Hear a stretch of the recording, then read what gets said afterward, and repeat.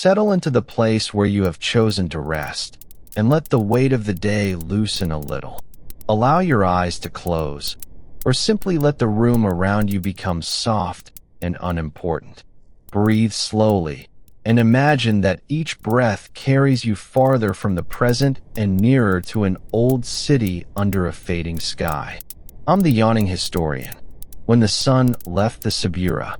Tonight, we will spend one warm night in Rome, sometime around the beginning of the 2nd century, when the emperors Trajan and Hadrian belonged to the living world rather than to the pages of history. We will not follow a senator, a general, or a person whose name was carved into stone. Our guide is a composite reconstruction, an imagined resident assembled from what buildings, objects, inscriptions, laws, and surviving literature can tell us about many ordinary urban lives. We will call him Marcus only because a gentle story benefits from a simple name, not because the records preserve this particular man. He belongs to a household of modest but steady means, and he rents rooms in an insula near the crowded district known as the Subura. The word insula could refer to an urban apartment building, although buildings carrying that name varied widely in size, construction, comfort, and arrangement. No single excavated block provides a perfect plan for all of Rome, and much of what survives more clearly at Ostia or in towns around the Bay of Naples must be carried to the capital with care. In our reconstruction, Marcus lives above street level, neither in the grand rooms of a wealthy townhouse nor in the most precarious space beneath the roof. His household has a few pieces of furniture, a chest, cooking vessels, bedding that can be rolled or rearranged, and a small window looking over tiles, awnings, and neighboring walls. The sun has not disappeared yet. It hangs low enough to soften the pale stone and warmed brick, spreading an amber wash along the upper stories while the street below is already gathering shadow. Roman time followed the changing day more closely than a modern clock does. Daylight was conventionally divided into 12 hours, so an hour expanded in summer and contracted in winter. People also listened for routines rather than consulting identical little faces of brass and glass. The position of the sun, the closing of a workshop, the return of a child, the preparation of a meal, and the lighting of a lamp all helped to give the evening its shape. From the window, Marcus can see the roofs descending and rising unevenly, because Rome is a city of hills folded with narrow streets. Some surfaces are tiled, some patched, some screened by cloth. A pigeon settles on a parapet. A line of laundry moves slightly in air that still holds the day's heat. The sensation is plausible reconstruction rather than recorded weather, yet a warm evening suits a city in which stone, brick, and plaster have stored sunlight for many hours. The walls release it slowly, and the rooms remain close even after the bright disk has slipped away. The Subura was not one uniform quarter, and it is misleading to flatten it into a single district of poverty.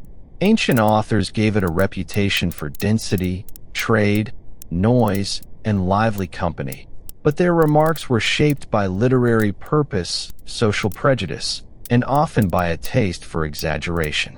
The streets around it could hold shops, rented rooms, workshops, taverns, shrines, respectable households, less respectable businesses, and routes used by people crossing between very different parts of the city.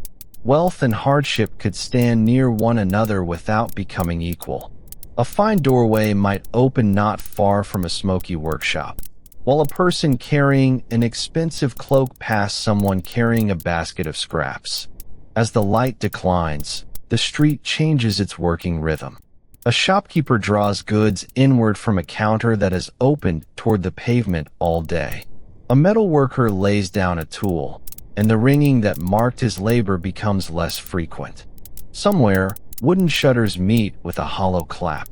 Elsewhere, a food seller continues to serve, because evening does not arrive at the same moment for every occupation. The city does not close like a single lid. It gathers itself in pieces, one doorway at a time, while other doors remain open and other forms of labor begin.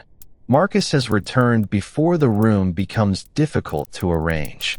He has spent the brighter hours carrying messages, keeping rough accounts, and helping with purchases for a workshop whose owner has better rooms in another district. This work, like Marcus himself, is part of our composite reconstruction. It gives him a place within the broad and varied band of people who were neither destitute nor secure enough to stop worrying about rent, oil, bread, and the favor of employers.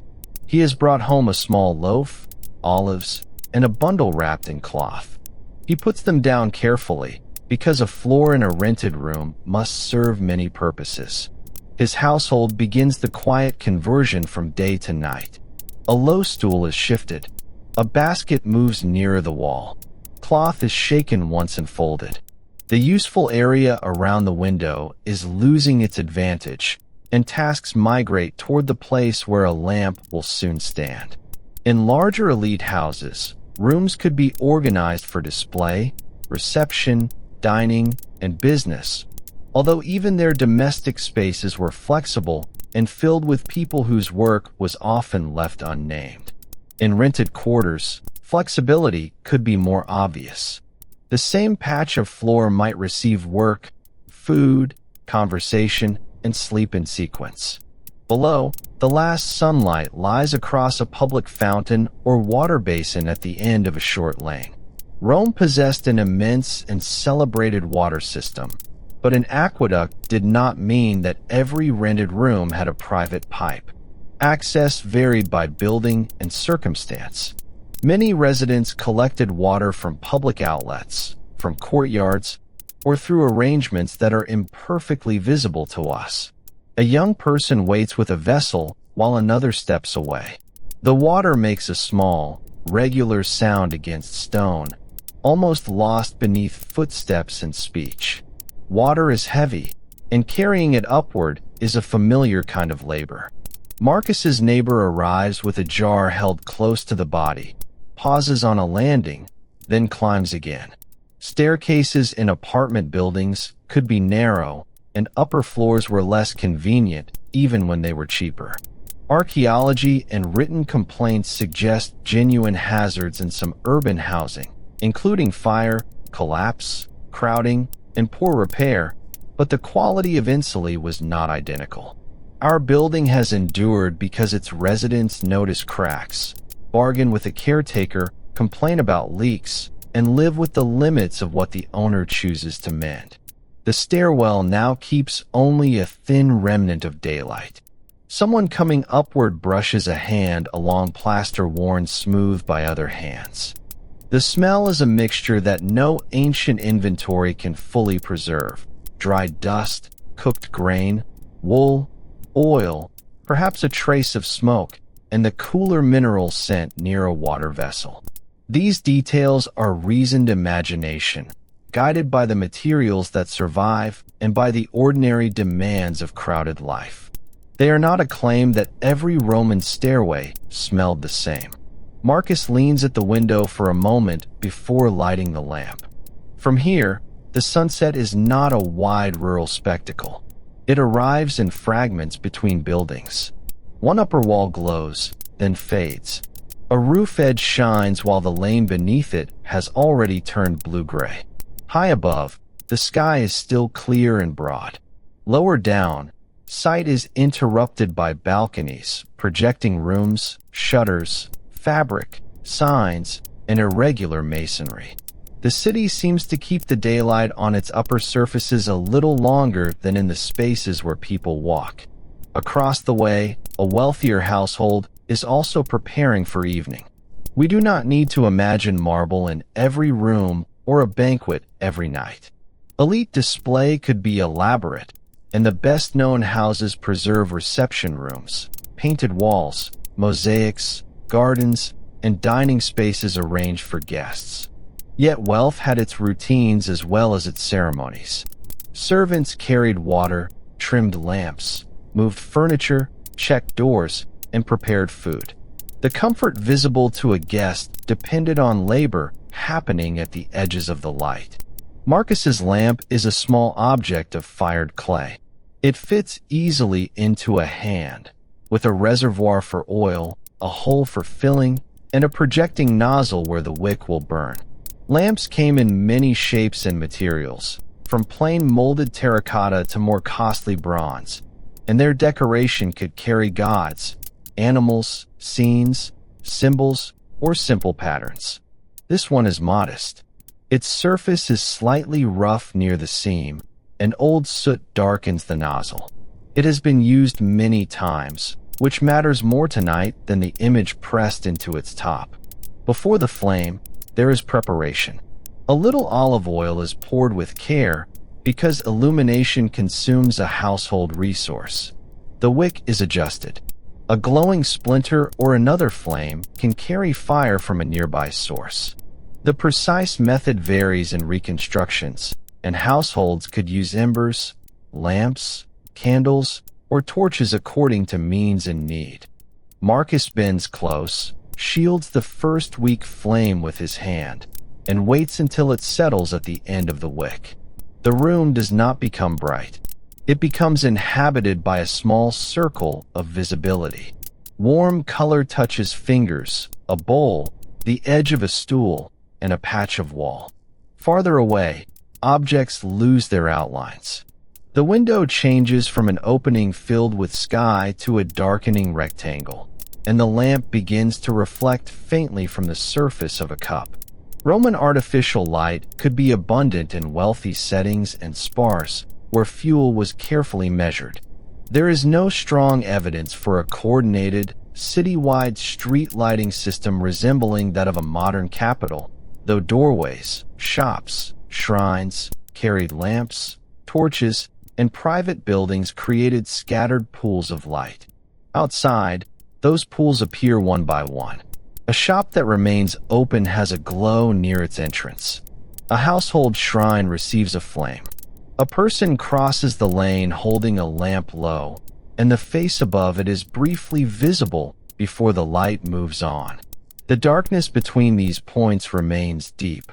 Rather than one illuminated street, there is an archipelago of small suns, each kept alive by oil, wax, resin, or wood, each belonging to a task or a journey.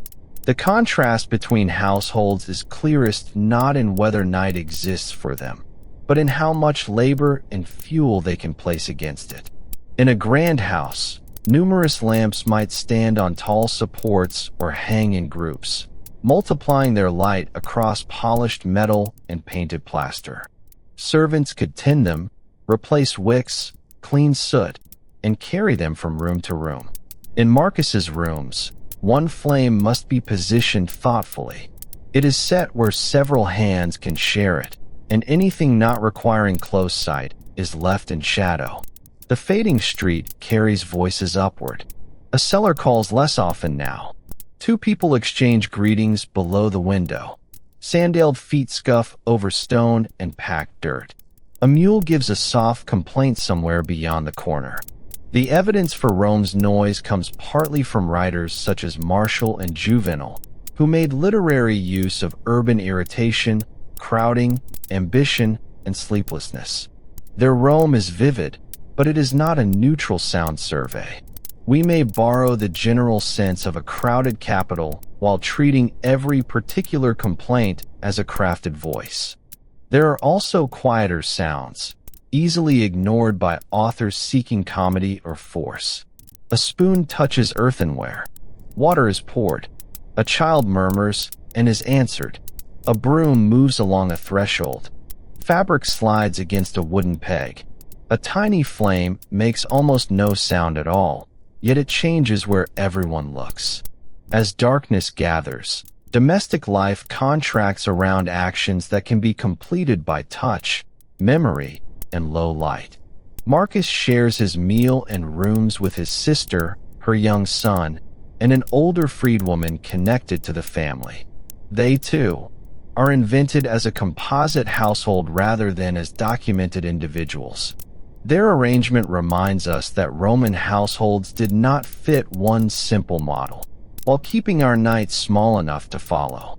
The older woman sorts lentils that will be used later. The child carries a cup too carefully. Marcus's sister checks the cloth bundle and nods at what it contains. They speak about practical things in low voices. A price has risen. A customer promised payment. A sandal strap needs repair. Someone in the building heard that the owner may inspect the roof. None of this survives in a text about Marcus, because Marcus did not survive at all. Yet the themes are grounded in the recurring evidence of urban life. Rent, credit, maintenance, food, clothing, work, kinship, and favors. The reconstruction remains ordinary on purpose, with no secret message hidden in the evening. On the street, dusk makes status slightly less visible, but it does not erase it. Fine cloth still moves differently from patched wool. A person accompanied by attendants occupies space differently from someone carrying a jar. A doorway guarded by a porter offers a different threshold from a curtain across rented rooms. Roman society was structured by legal status, citizenship, freedom, slavery, gender, wealth, origin, and patronage, categories that overlapped without becoming simple. Nights softened colors, yet obligations and vulnerabilities remained. An enslaved porter in a prosperous house may stay near the entrance while those he serves dine deeper inside. A free laborer may keep working because a delivery must be ready. A woman managing a small household may finish tasks that formal histories barely notice. A child may already sleep in one room while adults continue to talk in another. Rome at night cannot be reduced to one Roman experience. It is many nights occurring beside one another, sharing walls and streets, but not sharing equal safety or comfort. The first star becomes visible above the roofline, though most of the household does not pause to mark it. The evening's sequence is carried by work. Food must be set out. Water must be kept for drinking and washing. The wick must not grow too long. A shutter may be drawn or left partly open to admit air. The door must be secured in whatever manner the room permits. Every choice balances heat, light, smoke, cost, noise, and security. Fire is both comfort and danger. In a dense city built from combinations of masonry, timber, plaster, cloth, and wooden fittings, an unattended flame deserves respect. Ancient legal and literary sources, along with the organization of the vigiles, show that fire was a persistent urban concern. Yet we should not imagine every apartment trembling in constant panic. Familiar danger becomes routine through habits. The lamp stands on a stable surface. Loose cloth is kept away. Someone glances at it while moving past. From a nearby shrine, a little incense may be rising, though we treat the particular scent as reconstruction. Domestic and neighborhood religious practice varied, and small images or altars could connect a household to protective deities, ancestors, crossroads, emperors, and local community. A brief gesture toward a household god might accompany the evening without turning into a formal ceremony. In Marcus's room, the family acknowledges a small figure near the wall and then returns to supper preparations. Higher in the building, another resident closes a shutter. Lower down, a tavern or cookshop keeps its entrance open. The old assumption that poorer Romans always ate outside because they never had cooking facilities is too absolute. Archaeology and texts indicate a more mixed reality. Some people cooked in domestic spaces, some bought prepared dishes, some ate or drank in commercial establishments, and many likely combined these options according to housing, money, fuel, time, and safety. Tonight, Marcus has brought home food partly prepared elsewhere, and the household will warm a simple dish within. The sunset is gone now. A band of pale color remains above the roofs, and the rest of the sky deepens slowly. Rome has not fallen silent. It has only exchanged one arrangement of sound for another.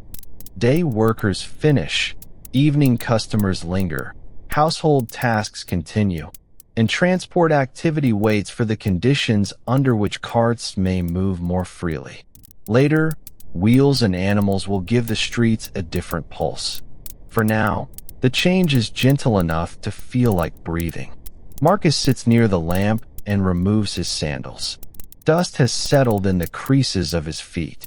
He rubs one ankle, listens to the family around him, and lets his eyes adjust to the smallness of the light. On the wall, his shadow enlarges and softens.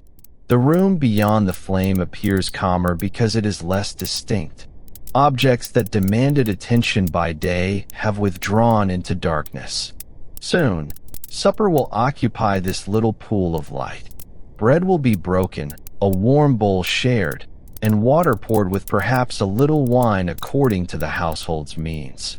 The meal will be far from the literary extravagance of an elite banquet, yet it will contain its own careful sequence of serving, waiting, passing, and clearing.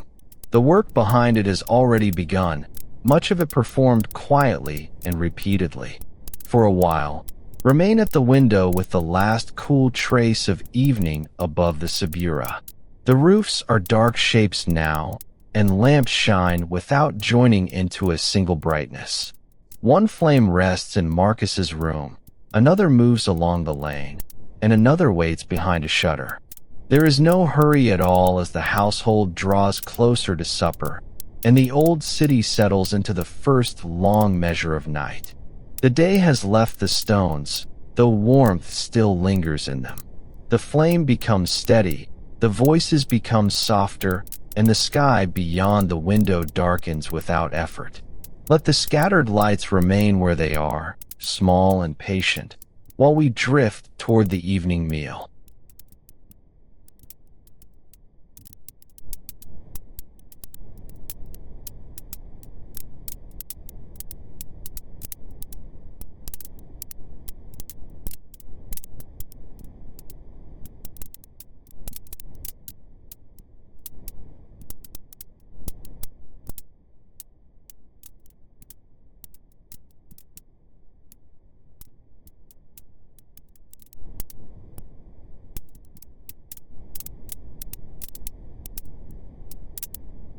Supper in a small pool of light. The evening meal begins without ceremony. Marcus's sister places the loaf near the lamp, and its rough crust catches the amber light while the rest of the room remains soft and indistinct. The household has moved a stool, a low table, and two cushions into a loose circle. No piece of furniture quite defines the room. Each object serves for as long as it is needed, then makes space for the next part of the night. Roman writers often used the word cena for the principal meal, though its timing and character varied with period, status, season, and daily routine. Elite dinners might begin while daylight remained, especially when a host expected a long succession of courses, conversation, wine, and entertainment. A laboring household could arrange food around work instead. Our modest supper near the Subura is a plausible reconstruction for people whose tasks have carried them toward dusk, not a rule imposed on every Roman table. The food is simple, but simplicity still requires planning. Earlier in the day, Marcus's sister soaked lentils in a covered bowl. The older freedwoman bought a little prepared vegetable relish from a nearby cellar, and Marcus brought bread and olives on his return. A small piece of cheese waits in cloth. There may be an onion, a few leaves of garden herb, and a spoonful of salty seasoning. None of these ingredients is remarkable, which is precisely why they suit the quiet labor of an ordinary evening. Grain stood near the center of Roman subsistence, but it reached the table in many forms and through unequal systems of purchase, distribution, milling, and baking. Bread was common in the imperial city, supported by a large commercial network whose workers will appear again before dawn. Porridges and grain dishes also remained familiar. Legumes supplied sustaining food, while olives, vegetables, fruit, cheese, fish, meat, sauces, and wine entered diets in combinations shaped by income, region, season, custom, and availability. There was no single Roman menu shared by everyone. Marcus breaks the loaf rather than slicing it. The crumb is close and slightly chewy in our reconstruction, and a few fragments fall onto the table. Ancient loaves survive in unusual archaeological circumstances, while paintings, ovens, mills, vessels, animal and plant remains, and written references all contribute to the history of Roman food. They reveal variety more reliably than they reveal the exact taste of this invented loaf. We can imagine its weight and scent, but we should leave room for uncertainty. The lentils have been warmed in a small vessel. Cooking arrangements in Roman urban housing were not uniform. Some rooms or apartments had hearths, braziers, fixed cooking areas, or portable equipment. Some residents relied heavily on foods purchased already cooked. Some combined household preparation with visits to shops, taverns, and food counters. Fire in a crowded building carried obvious risk, but it would be too simple to say that poorer residents never cooked at home. Tonight's household uses a controlled heat source for a short time and watches it closely. Fuel must be carried or purchased, tended, and cleaned away. Charcoal or wood leaves ash. A vessel blackens. Smoke seeks an opening, though drafts can carry it where no one wants it. The room has no invisible machinery to remove heat and odor. Marcus's sister keeps the cooking modest, and once the lentils are warm, the heat is allowed to decline. The household will eat within the lamp's circle while the remains of cooking warmth linger nearby. Water has also arrived through labor. Someone filled a jar at a shared or public source and bore its weight through the street and up the stairs. Rome's aqueducts were engineering achievements of enormous scale, bringing water toward fountains, baths, cisterns, elite houses, gardens, and other uses. Yet access at the destination was unequal, and a grand urban supply did not turn every rented upper room into a house with private plumbing. For Marcus's household, water is measured through the memory of the climb that brought it there. A cup is filled first for the child. The water is not described as perfectly pure, nor as inevitably foul. Conditions varied by source, vessel, maintenance, and handling, and the evidence does not permit one taste for an entire city. In our gentle reconstruction, the water has cooled slightly in earthenware. The porous surface of the jar feels damp, and a dark line shows where it has been touched many times.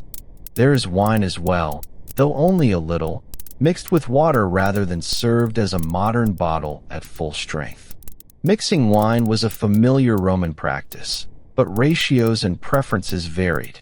Elite dining equipment could include costly cups, ladles, mixing and heating vessels, while modest households used humbler wares. Marcus pours carefully into a plain cup. The wine lends color and a faint sour sweetness, and the drink passes from one adult hand to another without any formal toast. The family's tableware does not match. One bowl bears a repaired chip. Another has a smoother red surface. A wooden spoon has darkened through use. Pottery was produced and traded on a great scale across the Roman world, ranging from ordinary coarsewares to fine table ceramics, and vessels often traveled farther than the people who used them. A stamped mark or familiar shape can help archaeologists trace workshops and exchange, though it cannot by itself tell us every meal once held inside. The lentils are served with a little oil and seasoning. Fish sauces of varying quality were widespread in Roman cooking, but not every dish or household used them in the same way. Our bowl receives only a small salty addition. The scent is rounded by onion and herb, and steam briefly crosses the lamplight. It is an imagined sensory moment, supported by known ingredients, but not preserved as Marcus's recipe. Hands do much of the work. Bread gathers the softer food. A spoon reaches into the shared vessel. The child waits, then reaches too quickly, and his mother steadies the bowl with 2 fingers. Individual plates and spoons existed, and table practices differed, yet a modest meal could be communal without being careless. Passing and portioning reveal the household's small calculations. Enough must remain for the person who eats slowly. A little might be kept for morning. Eating is only one layer of supper. Someone served the food, someone obtained it, someone carried water, someone watched the heat, and someone will clean the vessels. Roman sources frequently center the people who reclined and spoke, especially when those people were wealthy men. Domestic labor appears more faintly, though archaeological spaces, tools, inscriptions, images, and scattered texts remind us how much work sustained every meal. In our room, the labor is visible because the circle is small. Marcus's sister has spent part of the day mending clothing for payment. Her place in this story is composite, and the precise economics are reconstructed, but textile work was an immense field of Roman labor performed in workshops and households by free, freed, and enslaved people. A folded garment remains near the wall, safely away from oil and food. Supper gives her hands a different sequence for a while: break, pass, lift, wipe, rest. The older freedwoman eats at the same low table in our reconstruction. Legal status and household hierarchy could shape dining arrangements sharply, particularly in elite contexts, and enslaved people often served rather than joined the people they served. Yet relationships and practices varied across households. Freed status brought legal liberty without erasing dependence, memory, patronage, or economic limits. Our small family circle should not be treated as a universal picture, only as one plausible arrangement among many. Beyond the wall, another household eats on a different schedule. A baby cries once and settles. From below comes the clink of commercial cups and a short rise of laughter.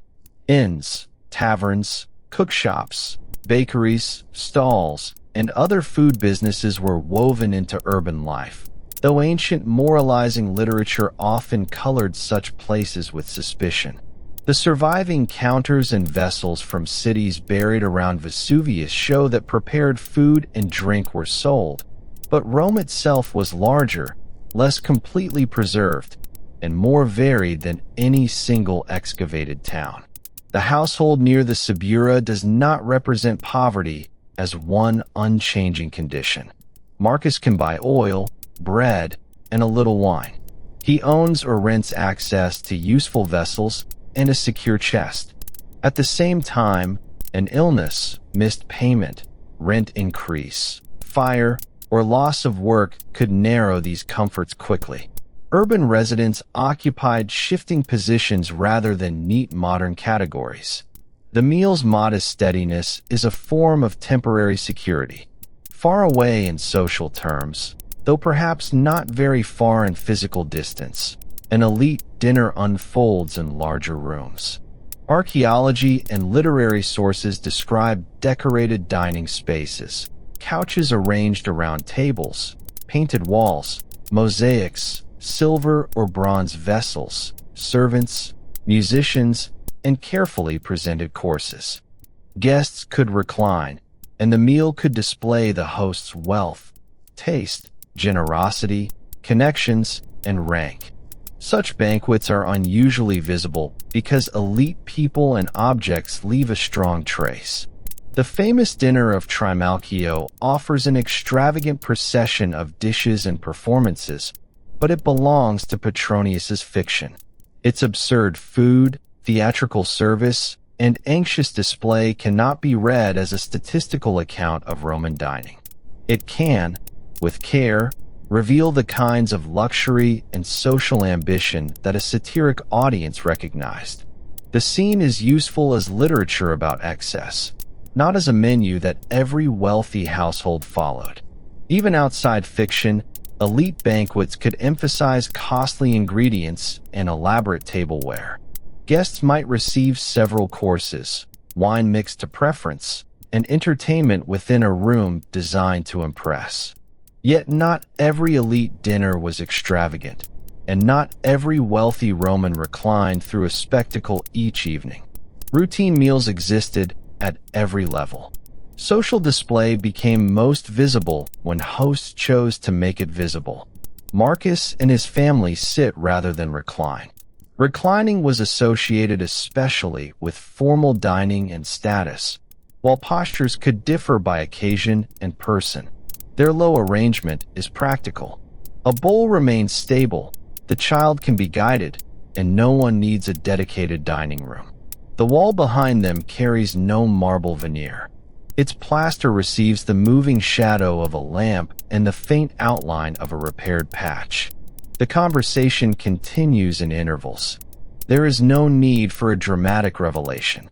Marcus describes a delivery that arrived late and an employer who counted the pieces twice. His sister mentions a customer who preferred a cheaper thread. The older woman recalls that the oil seller's measure seemed less generous than before. Such complaints are inventions, though weights, measures, prices, credit, fraud, and bargaining belong securely to ancient commercial life.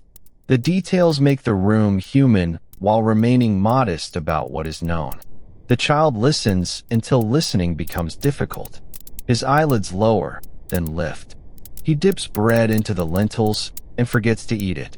Childhood in Roman society was shaped by family position, health, labor, education, law, and chance, and the voices of children rarely survive directly. We need not assign him a lesson tonight. He is simply tired, warmed by food and the nearness of familiar adults. Near the lamp, the meal looks richer than it would in daylight. Oil shines on the surface of the lentils. The red-brown bowl becomes deep amber. A pale edge of cheese seems almost luminous. The little flame does not reveal abundance. It edits the room, holding a few useful things in view and allowing everything else to recede. Supper becomes a small island defined by attention. Smell travels farther than light. Warm legumes, bread, oil, and smoke mingle with odors from the street and neighboring rooms. Specific combinations are reconstructed, since archaeology preserves residues and ingredients more readily than a single evening's air.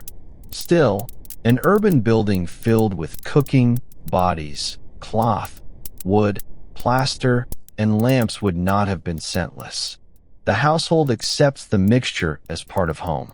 Heat gathers around the flame and the recently used cooking vessel, while the window admits a slight movement of night air. Keeping it open brings relief, but also street sound, insects, smoke, and the gaze of anyone opposite. Closing it retains privacy and heat. The household compromises, leaving an opening narrow enough for air. Roman windows varied greatly, with shutters, curtains, bars, glazing in some contexts, or simple openings according to building and means. Our room has no need to stand for them all. When the shared bowl is nearly empty, Marcus uses bread to gather what remains. The action wastes little and leaves less to clean. A few olives have been eaten, their stones placed together. Half the cheese is wrapped again. Food storage without modern refrigeration depends on dryness, salting, fermentation, cool spaces where available, containers, and prompt use. The family preserves what it can and plans around what will not keep. Cleaning begins before everyone has fully moved away. Water loosens the bowl's residue. A cloth wipes the low table. Crumbs are gathered rather than left to attract pests. Urban housing offered many places for mice, insects, and other small companions, though we should resist turning every Roman room into a scene of constant infestation. Ordinary cleanliness existed within material limits, maintained through repeated, uncelebrated effort. Waste must go somewhere. Rome had drains and sewers in parts of the city, private latrines in some buildings, public facilities, cesspits, containers, and collection practices that varied greatly. The presence of major sewers did not mean every apartment connected neatly to them. Marcus's household follows the arrangement available in this building, carrying liquid and refuse according to local routine. We leave the detail quiet, because the history of infrastructure is complex enough without inventing a universal channel beneath every floor. The lamp has burned throughout supper, consuming its shallow reserve. Marcus's sister checks the wick and nudges the bowl closer to the center. A long charred end can smoke and dim the flame. Trimming it improves the light, though handling it requires patience. Soot already marks the nozzle, and over time it will mark nearby surfaces as well. The labor of illumination continues even while the lamp appears to sit still. For the wealthy, keeping many lamps lit transferred much of this labor to servants and much of the cost to household accounts. For modest people, the decision to burn another measure of oil remained close to the hand that poured it. Olive oil was not a single uniform commodity. Quality, origin, use, and price differed, and lamp fuel need not be the finest oil placed on food. The household's flame is both ordinary and purchased. The meal also carries connections beyond Rome. Grain arrived through vast supply systems. Oil and wine could travel in amphorae from Italian estates and distant provinces. Pottery, salt products, fruits, spices, and sauces moved along roads, rivers, and sea lanes. A simple table in the capital rested upon labor performed by farmers, sailors, porters, millers, bakers, merchants, enslaved workers, administrators, and animals, many of them unseen by the diners.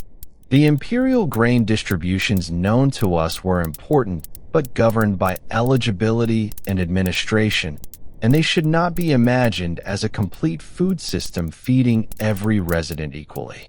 People still bought, traded, prepared, borrowed, and worried. Rome's enormous population required continual movement of supplies. The loaf in Marcus's hand belongs to that scale, yet at supper it is only bread, torn into the right size for one final bite. The older freedwoman folds the cloth around the remaining food. Marcus moves the bowl away. His sister settles the child against her shoulder for a moment before preparing his sleeping place later. Domestic time moves by overlapping tasks rather than by a clean boundary between work and rest. Clearing supper becomes checking clothes, setting aside morning food, and deciding how long the lamp may continue to burn. Below, the cookshop remains brighter than Marcus's room. A customer leaves carrying something wrapped. Another stays to drink. Commercial spaces could extend evening sociability beyond the household, and some people surely preferred them for convenience, company, or warmth. Others avoided them, lacked the money, or were constrained by status and duty. Rome's evening meals were distributed across couches, counters, stools, thresholds, workrooms, barracks, kitchens, and rented floors. No one at Marcus's table summarizes the meaning of Roman food. They have eaten because the day required food, and because eating together briefly aligned their separate labor. The surviving world offers ingredients, vessels, buildings, waste deposits, paintings, laws, and literary scenes. From these, historians build careful patterns. Our small pool of light remains a reconstruction within those patterns, ordinary enough to hold uncertainty. The child is carried toward the darker side of the room. The bowls dry near the wall.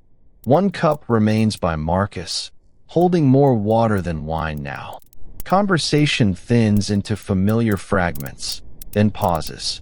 The body recognizes warmth, food, and repetition more easily than it recognizes an hour. There is no hurry at all as supper gives way to the quieter work of evening. The lamp stands between the household and the dark, its flame narrow, its reservoir slowly lowering. Soon we will look more closely at that little sun of olive oil, at the wick that holds it, the shadows it makes, and the patient hands that keep it alive. For now, the last bowl has been set aside. The small table is clear, the room is warm, and the voices rest. Beyond the window, scattered lamps drift through the street like low amber stars, while inside, one steady flame watches over the quiet.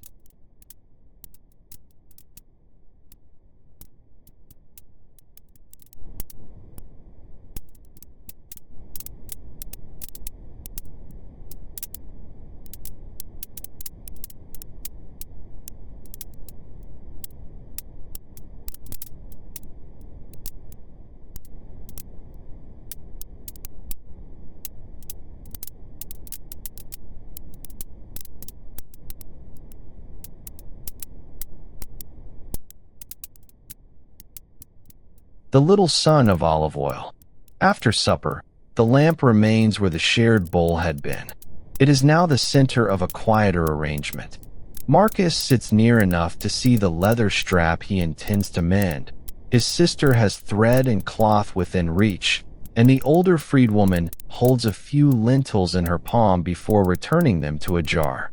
The room beyond their hands is no longer empty, only hidden. One small flame has divided the familiar space into light, shadow, and remembered shapes.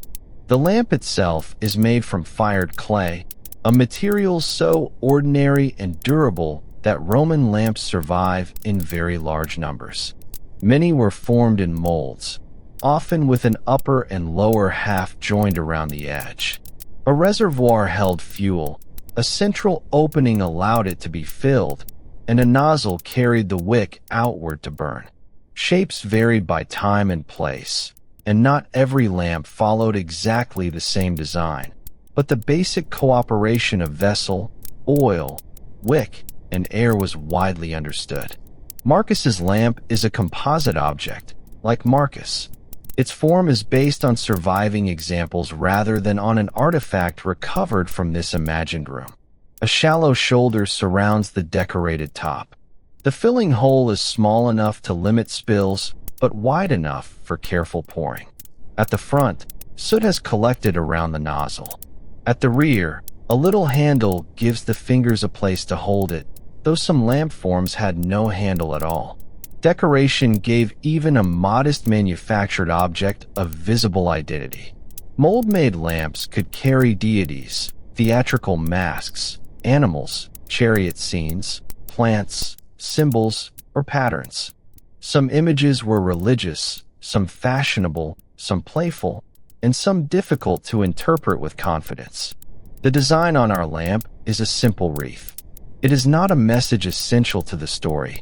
Most of the time, it lies half concealed by low light and by the practical attention given to the flame. Clay lamps range from rough local products to carefully finished wares traded across long distances. Makers and workshops sometimes left marks, and the distribution of forms helps archaeologists follow production and exchange. Yet a mark does not preserve the buyer's reason for choosing one lamp over another. Price, availability, shape, habit, image, and chance may all have mattered. Marcus owns a lamp because night requires a manageable flame, not because his household wishes to become a catalog of pottery. The fuel is olive oil, widely used for Roman lighting where it was available, though other oils, fats, wax candles, resinous materials, torches, and open fires also provided illumination across the empire. The quality of lamp oil could differ from oil intended for food or perfume. Supply depended on agriculture and trade. An evening flame in Rome could be connected through jars, ships, warehouses, merchants, in small measures, to groves far beyond the city. Oil reaches the wick by capillary action, though Marcus has no need for the modern term. Twisted plant fibers draw fuel toward the burning end. Linen, flax, tow, or other suitable fibers may have been used, and exact practice varied. A wick must project far enough to sustain a flame, but not so far that it burns high, wastes fuel, and produces excessive smoke. The adjustment is small. Fingers, a pin, or a simple tool can change the whole character of the light. Marcus's sister notices the flame beginning to lengthen. She pauses her sewing, takes a slender implement, and eases the blackened wick back. The flame lowers, flickers, and then resumes a steadier shape. This action is reconstructed from the practical demands of oil lighting and from surviving lamp equipment. It needs no dramatic expertise. Repetition teaches the household how its own lamp behaves. Combustion leaves traces. Soot darkens the nozzle and can stain walls, ceilings, niches, and objects, especially where lamps burn often or imperfectly. Smoke depends on fuel, wick, airflow, maintenance, and placement, so it would be too broad to describe every Roman interior as uniformly blackened.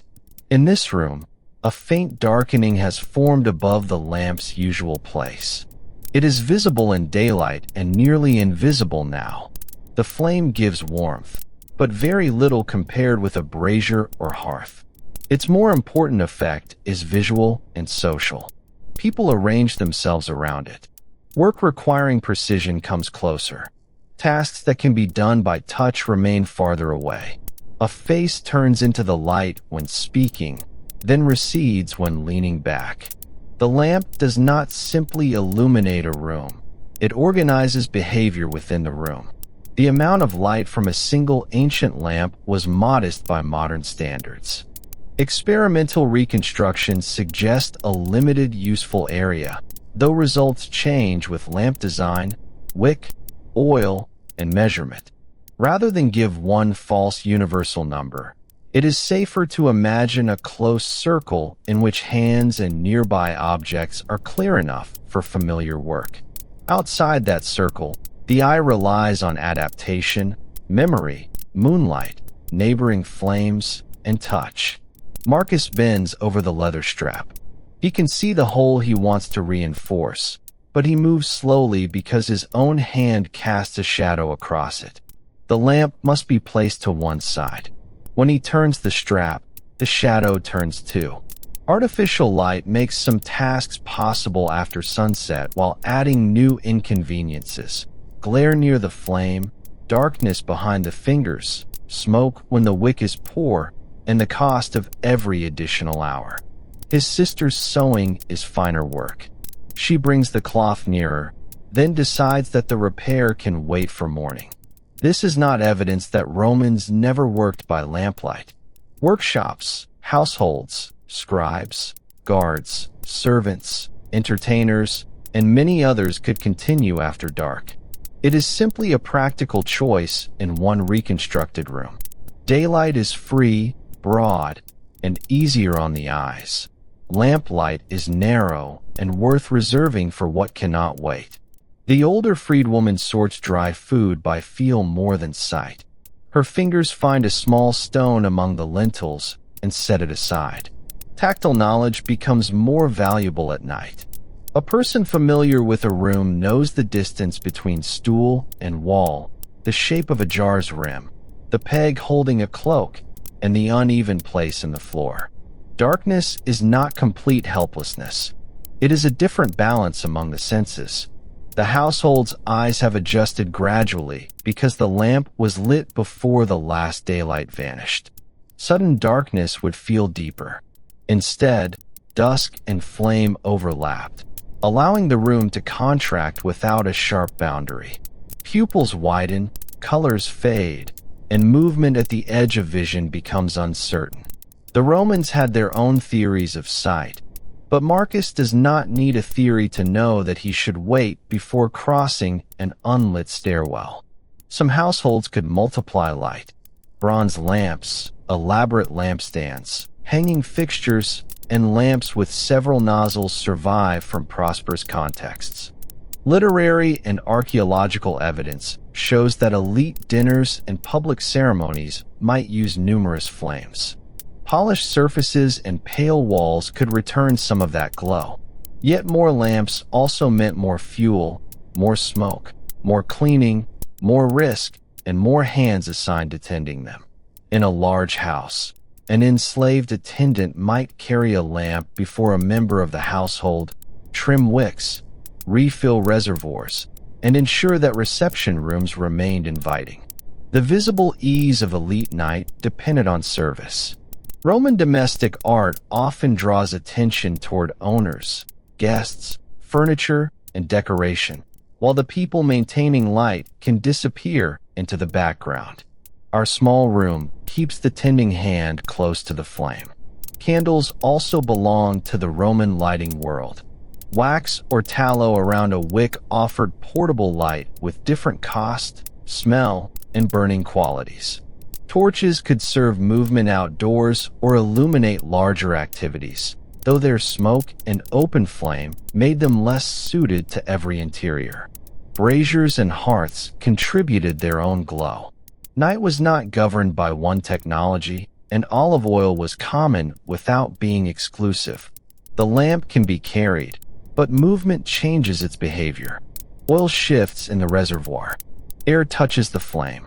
A careless tilt threatens a spill. Some lamps had handles, and lantern-like devices could offer greater protection in certain contexts. People traveling outdoors might carry lamps or torches, or have attendants carry them. Others moved by moonlight, by familiar routes, by borrowed light from open businesses and doorways, or through darkness that remained genuinely difficult. Rome did not possess a uniform municipal network of street lamps comparable to the organized electric lighting of a modern city. That careful statement leaves room for the many lights that did exist. Entrances, shops, shrines, taverns, wealthy entourages, guards, workshops, festivals, and private generosity could brighten particular places. The result was uneven. A corner might glow while the passage beyond it remained almost black. At Marcus's window, the street below is a pattern rather than a view. One open shop casts a yellow shape onto the ground. A passing lamp makes sandals and the hem of a tunic appear, then disappear. Higher windows are mostly dark because a flame placed deep inside does not travel far. The sky supplies a dim wash where buildings allow it, and on some nights the moon would help more than on others. Our chosen night has a modest moon, partly obscured by roof lines. This is narrative reconstruction, not a calculated lunar date. Its pale light touches the upper masonry, but does little in the narrow lane. Amber flame and cool sky create separate worlds. A person crossing from one to the other pauses, letting sight adapt, then proceeds with a hand near the wall. Small lamps also belong to religious practice. Flames could stand near household shrines, at temples, during offerings, beside images, or in funerary settings, depending on context and custom. Light carried associations of presence, care, honor, and divine attention, though meanings varied and should not be reduced to one formula. In Marcus's room, the household lamp is primarily practical, while a smaller flame at a niche has already been allowed to go out. The distinction between sacred and ordinary could be less rigid than a modern label suggests. Oil used for seeing might also illuminate a gesture toward a household deity. A lamp decorated with a god might serve the most routine task. A workshop product could become an offering. Objects acquired meanings through placement and use, and those meanings could shift during their lives. Lamps themselves had lives. A nozzle chipped. A filling hole accumulated residue. Oil spilled and collected dust. A wick failed. Clay broke when dropped on stone. Some lamps were discarded, some perhaps repaired or repurposed, and some entered graves or sacred deposits. The abundance that survives reflects both widespread use and the durability of fired clay, but it cannot tell us how long this particular imagined lamp remained in one family. Marcus wipes a trace of oil from the side with a scrap of cloth. Fuel poured from a narrow vessel is easy to misjudge in low light. The cloth must then be kept away from the flame. Fire safety rests in such small habits. A stable base, a clear space, attention to sleeves and curtains, a reservoir that is not carelessly overfilled, and a decision to extinguish the light before sleep. Dense urban construction made fire a serious concern. Literary accounts sometimes describe catastrophic fires in Rome, and administrative responses included the vigiles, whose duties we will meet later in the night. Yet catastrophe was the extreme end of a daily continuum. Most flames did not become great fires because people watched them, contained them, and put them out. Quiet prevention leaves fewer stories than disaster, though it occupied far more evenings. The lamp's cost cannot be separated from duration. A household with limited means might choose when to light it, how many flames to maintain, and when to stop. Historians and experimental archaeologists have estimated burn rates for reconstructed lamps, but variations in oil, wick, form, and use make a single figure misleading for all households. Marcus understands the calculation without numbers. He sees the oil level, knows what remains in the storage vessel, and decides how much night deserves light. That decision shapes literacy as well as craft. Reading a letter or account after dark required light, suitable material, ability, and leisure. Literacy itself existed in many degrees, from recognizing names and marks to composing complex texts. We should not picture every apartment resident reading scrolls by lamplight, nor assume that writing belonged only to a tiny, sealed elite. In our reconstruction, Marcus recognizes accounts and writes short notes for work, but tonight he leaves his wax tablet closed. A wax tablet would reflect little light, and incised lines could be easier to follow when the angle was right. Papyrus demanded its own care. Scribes and readers could position lamps to reduce shadow, perhaps use more than one flame, or work during the day whenever possible. The physical history of reading is also a history of posture, fuel, eyes, and surfaces. The household's lamp reminds us that intellectual activity rested on material arrangements. For the child, the flame is not a technology to analyze. It is movement.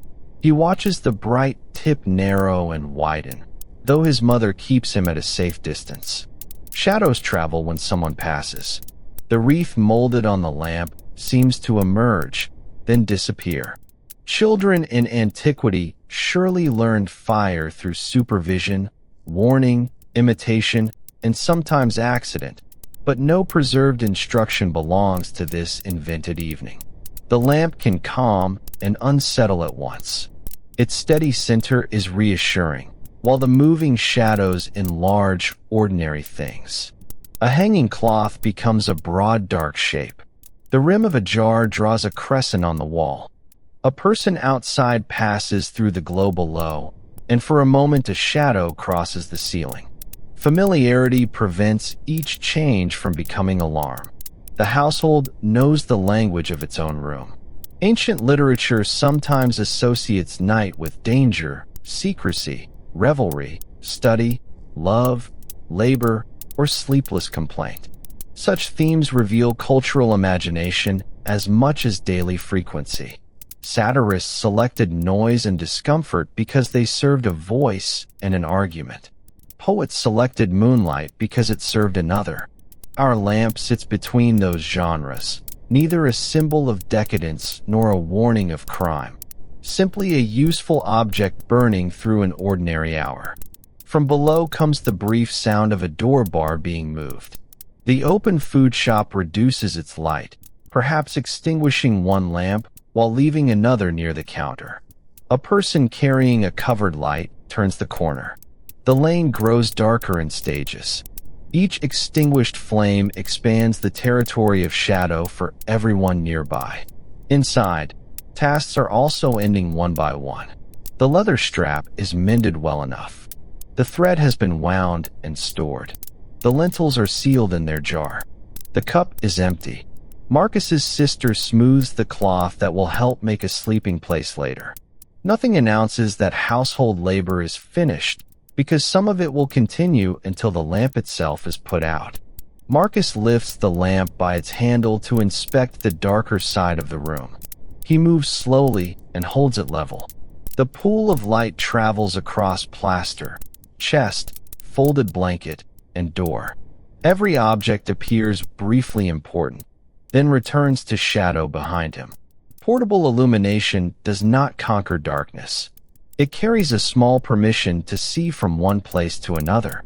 At the doorway, he listens before entering the shared passage.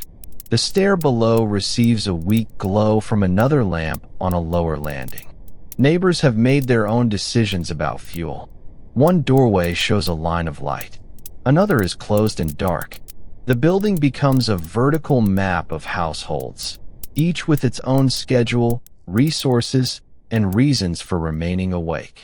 He steps out only long enough to check the stair and the fastening near the entrance to his rooms. The lamp throws his shadow down the passage. Air moving upward makes the flame bend, so he shields it with one hand. This practical gesture appears in many imagined scenes of antiquity because it follows directly from an exposed flame, though no record notes Marcus doing it. The reconstruction remains honest by staying close to ordinary physics. When he returns, the lamp is placed again on its stable surface. The wick has burned shorter. A tiny crust of carbon glows at the tip. His sister trims it once more, and the brightness clears. Maintenance produces no applause. It simply restores the narrow flame upon which the room depends. The household will soon reduce its use of light, but Rome beyond the window is not preparing for one shared sleep. Bakers, porters, innkeepers, servants, guards, travelers, people returning from dinners, and people moving goods may continue through portions of the night. Restrictions on daytime vehicle movement, expressed in surviving legal evidence with exceptions and questions of later enforcement, helped make nocturnal transport an important part of the city's rhythm. Wheels will become more noticeable as domestic rooms grow quiet. For a few more breaths, remain close to the lamp.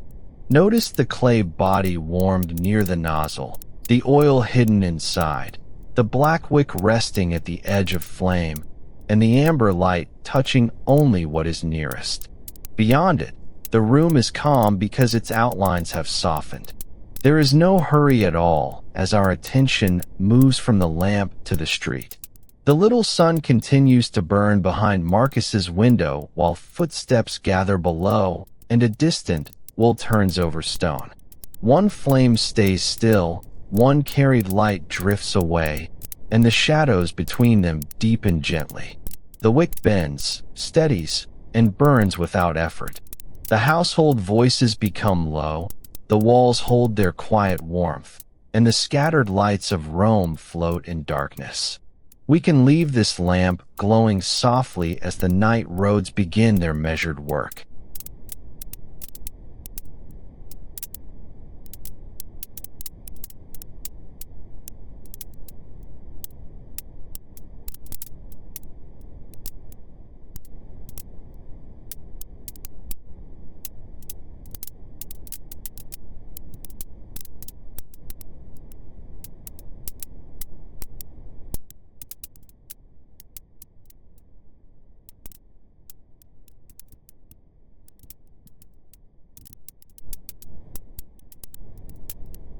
The small flame that had rested beside our Roman household was no longer the only light in the narrow room. Another lamp had been lifted from its niche, its warm clay body settled into the palm, and its wick trimmed until the glow was low and steady. Beyond the open window, where the tiled roofs of the Subura had darkened from red to brown and then to almost black, other lights were beginning to move.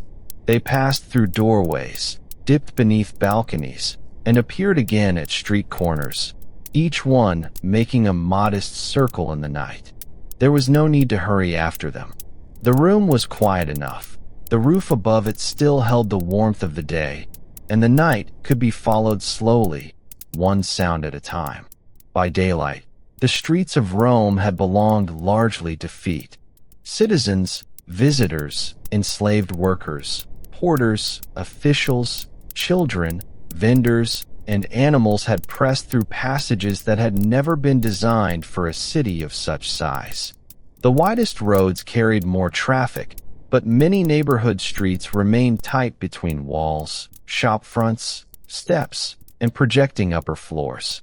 Carts moving freely among those crowds would have added weight and obstruction to places already difficult to cross. Roman rules known from a surviving inscription, often called the Tabula Heraclensis, restricted certain wheeled vehicles in the city during much of the daylight.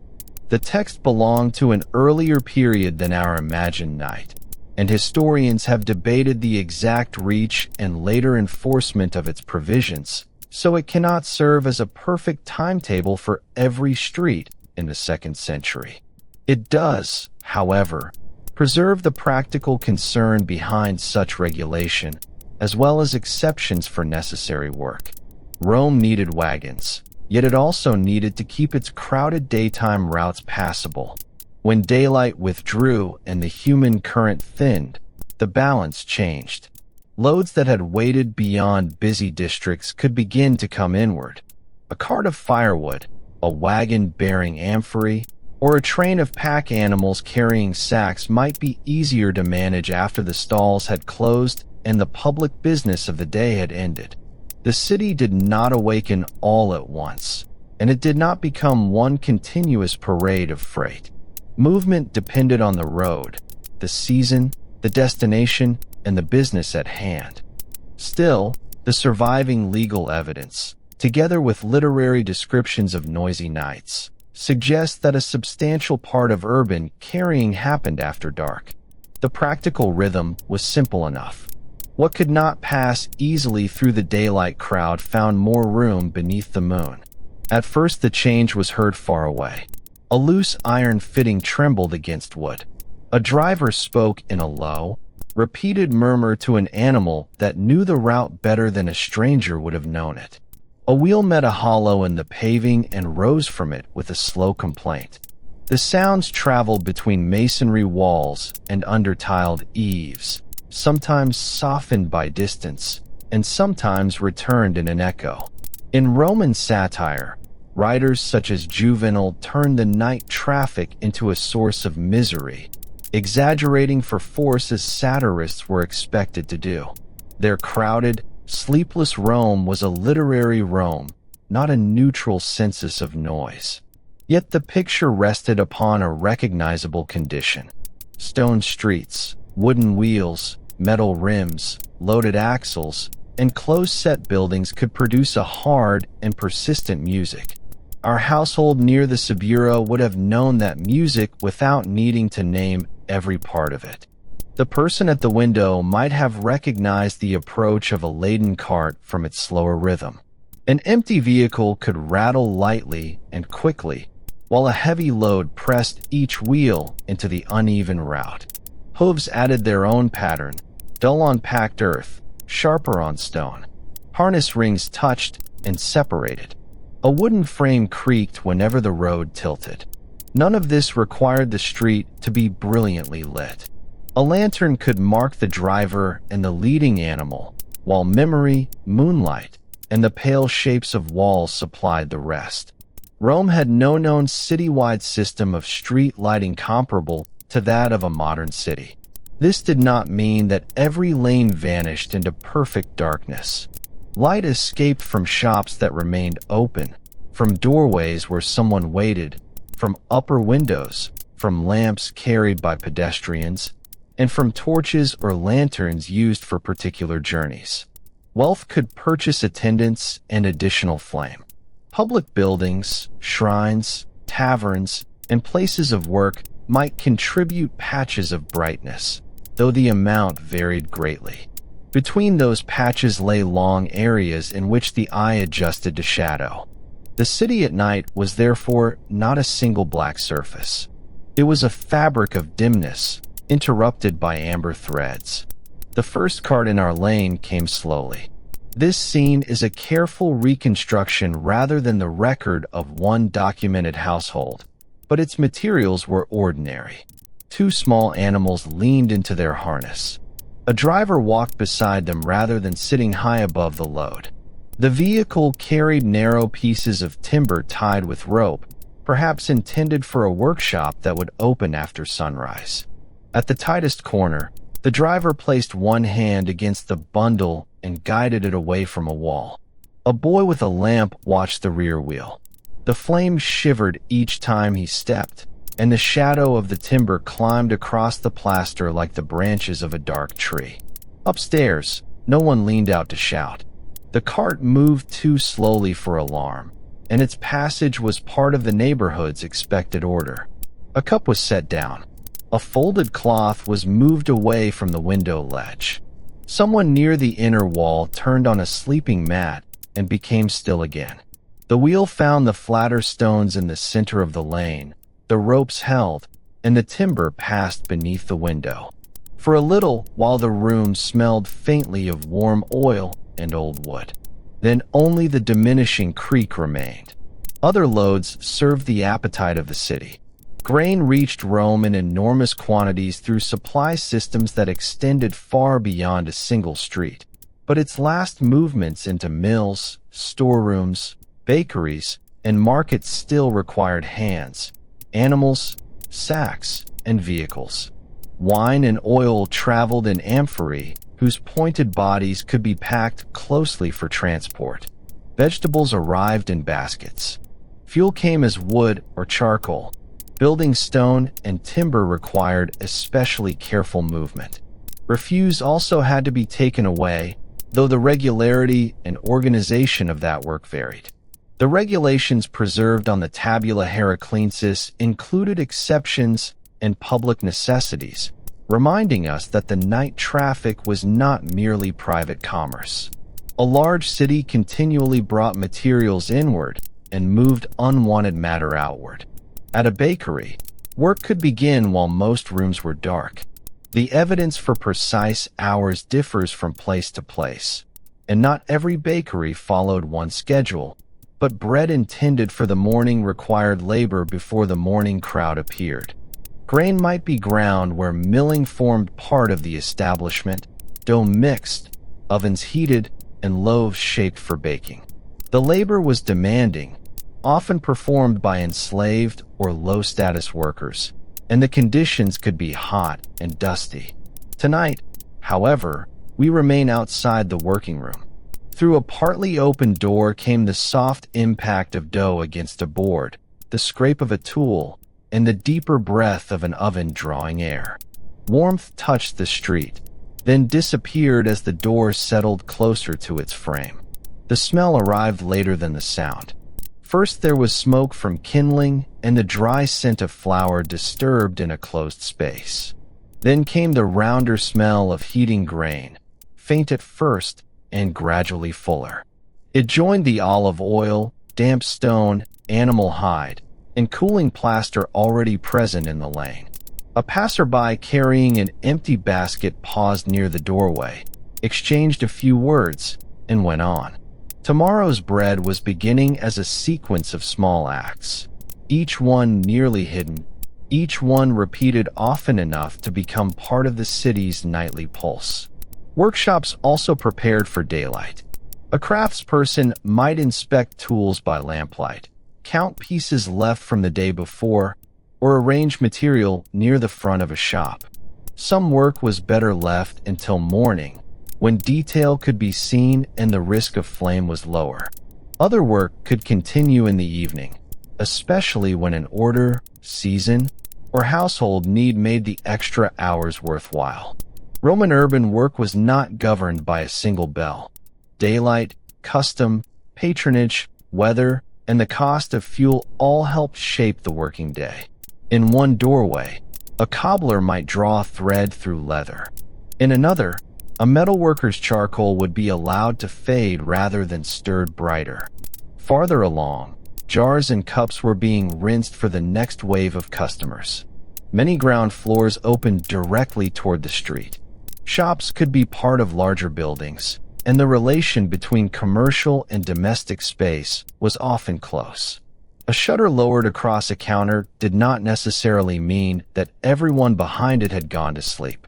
Storage, preparation, eating, conversation, and rest could continue in the rooms beyond. Likewise, an open doorway did not tell a complete story about the people inside.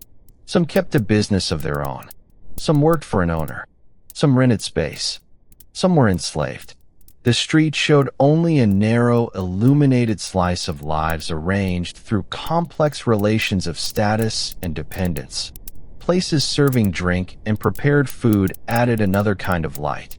Archaeology preserves counters, jars, cooking areas, and painted signs from Roman towns, while literary sources describe taverns with the usual mixture of observation, moral judgment, and comic color.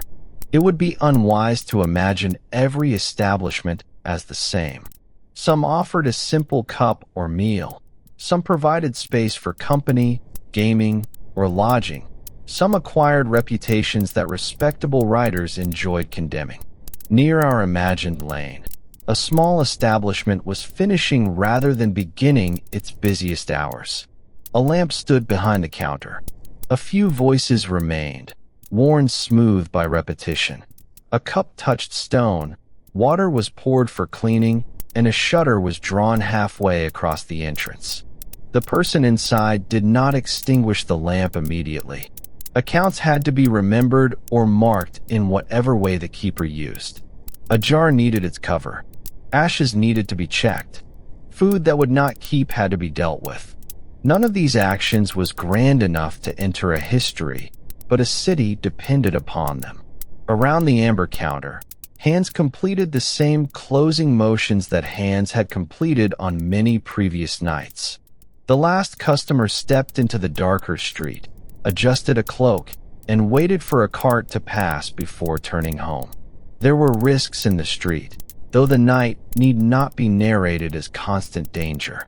Theft, assault, falling objects, loose animals, fire, and traffic were real possibilities in a dense ancient city. Satirists gathered such hazards into memorable scenes because anxiety and exaggeration made good material. Ordinary practice also included familiarity, companionship, neighborhood watchfulness, household attendance, and the patrols of the vigiles. Most journeys ended without becoming stories. A worker carried a basket home. A messenger reached a door. A driver delivered jars without breaking them. The quiet success of routine left fewer words behind than the mishap. At the corner below our window, two vehicles could not pass together. One stopped where the lane widened slightly beside a shrine. Its driver rested a hand on the animal's neck. The other vehicle, smaller and nearly empty, turned its wheels close to the wall. For a moment the two lamps faced each other, making the shrine's painted surface visible. Then the smaller cart slipped by. There was no argument, only a brief instruction and the patient sound of leather pulling tight. The halted animal lowered its head. When the way cleared, the heavier wagon continued. Above the road, the household felt each passage differently. A ground floor room received the noise close and hard. Higher rooms might escape some voices, but still hear wheels echoed upward between facades. Construction varied, and upper accommodation could range from respectable apartments to cramped and precarious spaces. We should not apply one surviving plan to every insula in Rome. In this composite dwelling, wooden beams shifted faintly as the building cooled. The person at the open window knew which sounds belonged to the street and which belonged to the house. A creak from the floor was near. A wheel beneath the eaves was farther away. A jar being moved in the next room was softened by a partition. Seasonal time shaped the whole pattern. Romans divided daylight and darkness into hours whose length changed with the season. Our warm night belonged to no precise modern minute. It advanced through deepening color, the position of familiar stars, the progress of household tasks, and the changing intervals between traffic. Early in the night, voices overlapped and deliveries arrived close together. Later, the spaces between them widened. A driver could hear another wagon several streets away. A dozing resident might wake for one noisy axle and sleep through the next. The unloading itself was quieter than the approach. Wood slid on his shoulders. Amphorae were lifted with attention to their weight and shape. Baskets passed from hand to hand. A sack settled with a breath of dust. Torches were useful but could be dangerous near dry goods, timber, crowded storage, and close buildings. So small lamps and controlled flames mattered. Every additional light required fuel and care. The safest delivery was one completed with no broken vessel, no startled animal, and no spark where it should not be. In the courtyard or interior passage, goods waited for daylight. A bundle leaned against a wall. Jars were counted by touch as much as sight. Rope was coiled for reuse. An animal drank from water brought in a shallow vessel. The driver accepted a small portion of food or simply turned back toward another errand.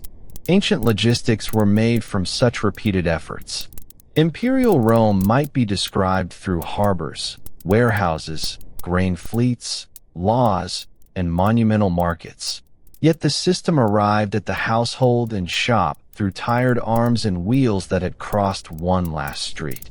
The literary Rome of Martial could be crowded with trades and interruptions, while Juvenal's Rome denied the poor sleeper peace. Those works help us hear what educated Roman readers recognized, but they also sharpened annoyance into art. Our reconstruction lets the satire soften at the edges. The wheel was loud, yet after it passed there was quiet. The baker worked, yet the rhythm of mixing and shaping was regular. The tavern had voices, yet they dwindled. Night labor was strenuous for those performing it, but for the listener above, many of its sounds merged into a broad, repetitive murmur. That murmur connected sleep to waking. A resident who had finished supper depended upon fuel delivered after dark. A patron who expected fresh bread depended upon someone rising earlier. A shop opening at first light depended upon tools and goods arranged beforehand. The sleeping city was held by the labor of people who could not yet sleep. They moved within rules that were old, revised, unevenly applied, and adapted to necessity. They used experience where written schedules were absent. The street taught them where a wheel would catch, where a doorway projected, and where an animal needed reassurance. As the night deepened, the traffic grew less frequent in our lane.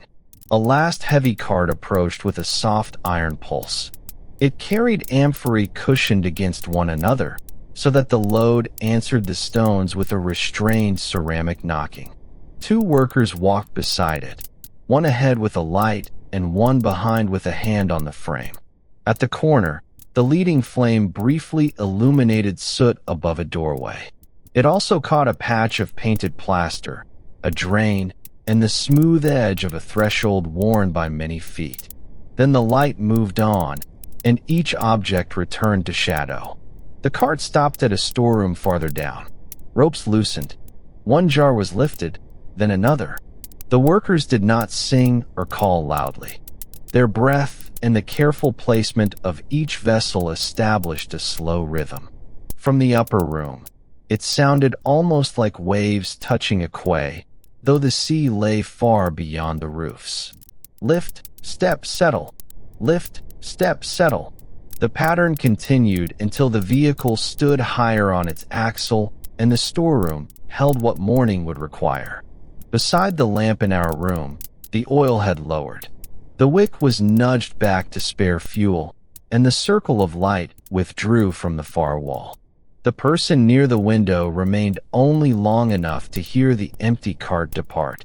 Without its load, the wheels sounded quicker, but soon even that sound became faint. The street did not become silent. Rome rarely offered perfect silence.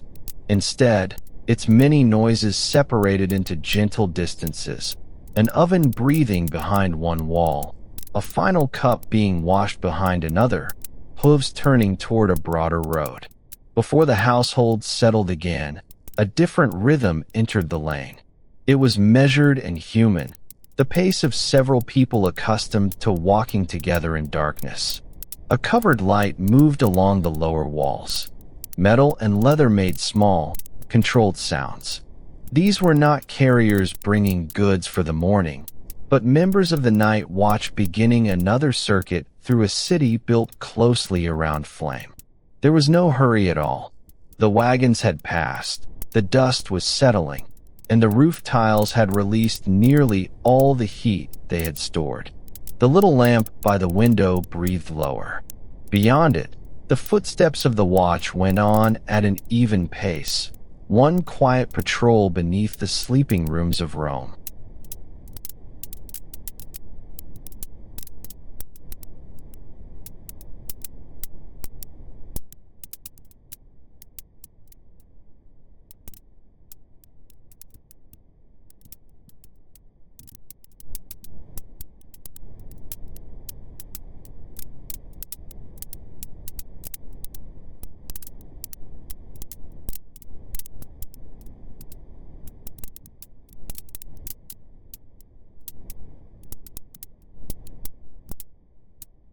The measured footsteps came nearer, and for a little while they replaced the fading wheels as the clearest sound in the lane.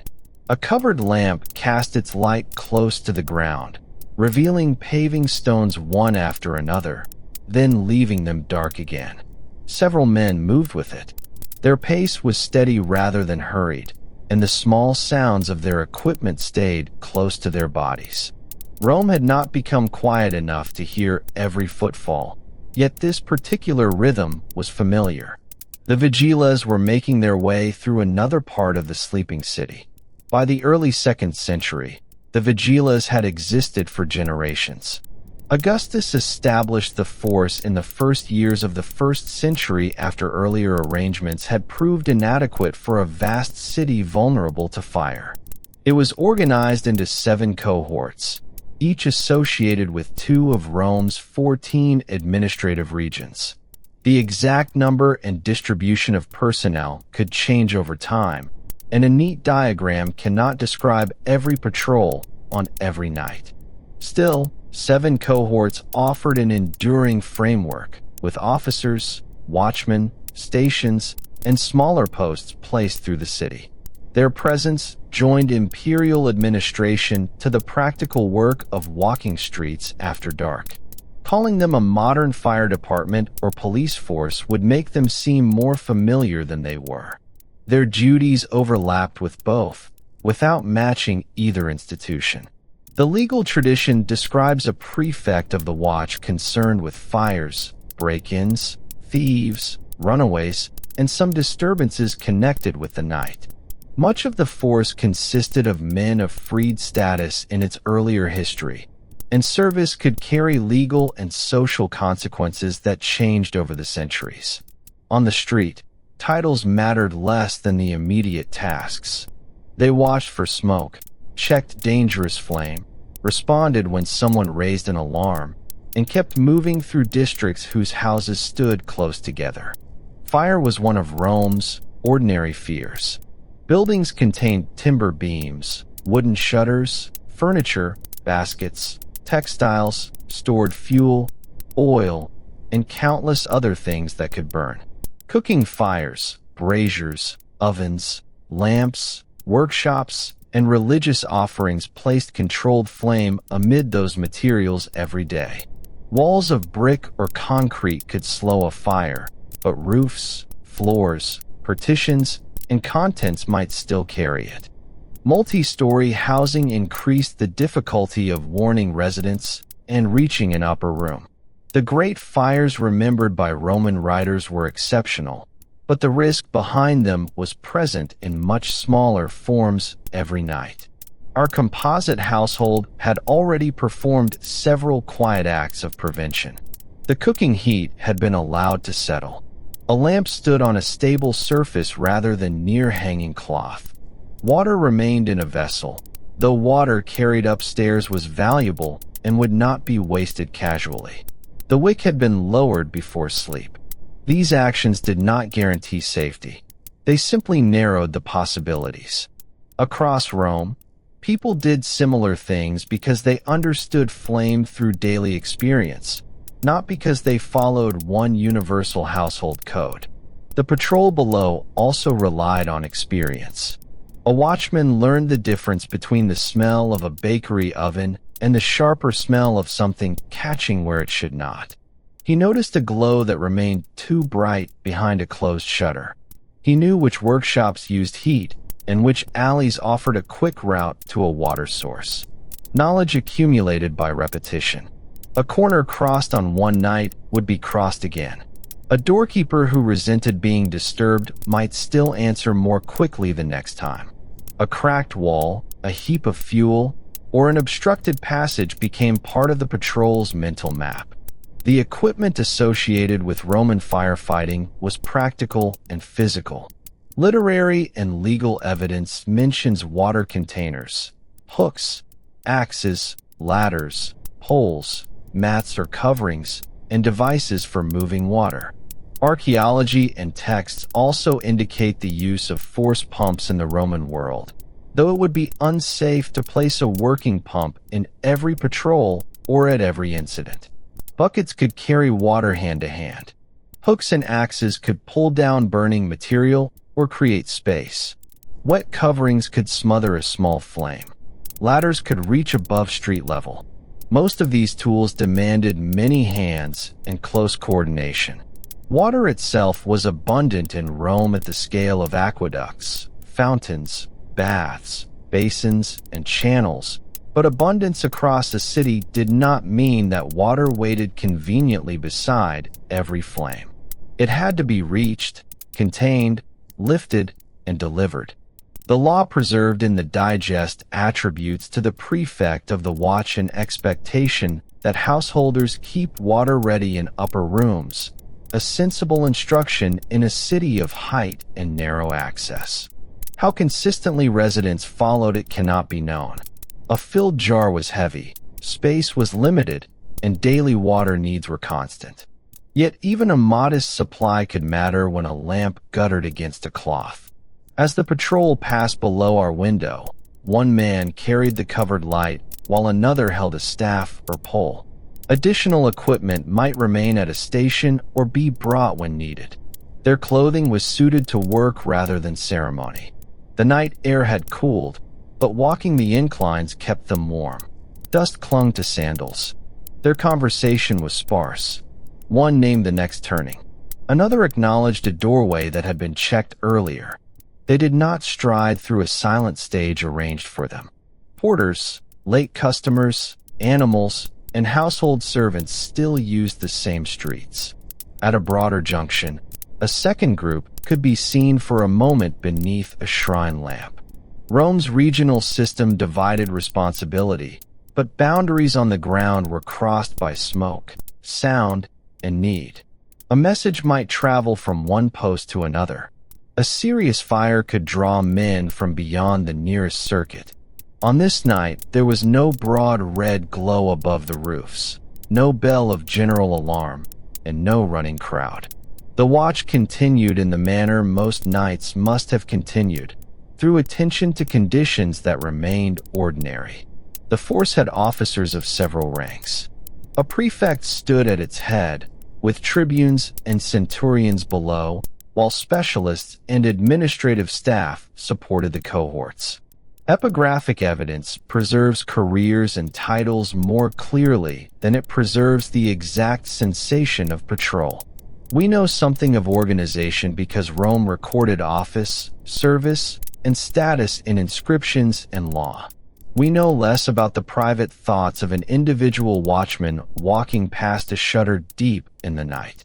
Our figure is therefore another careful composite, carrying no invented name and claiming no documented biography.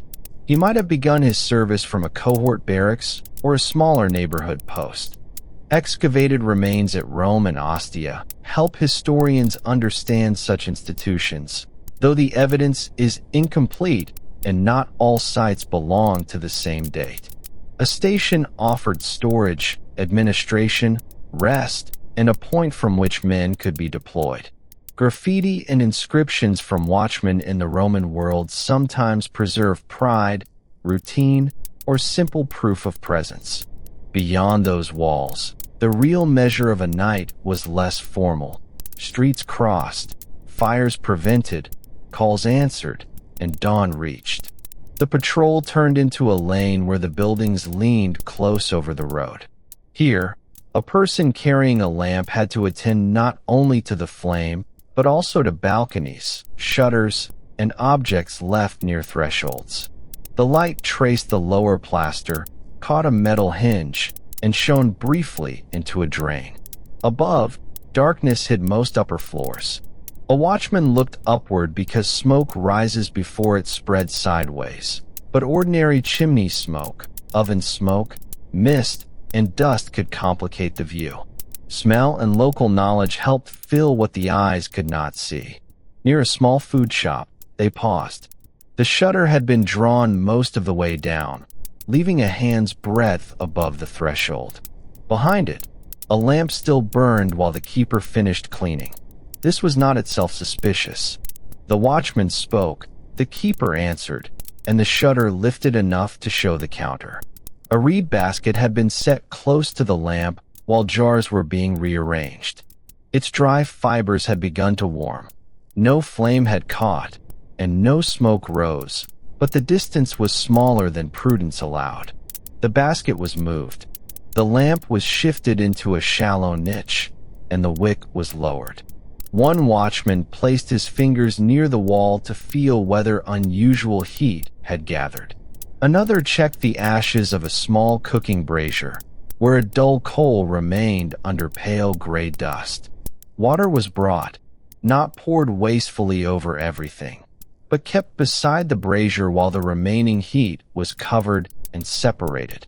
The exchange was firm and brief. No one had discovered a heroic crisis.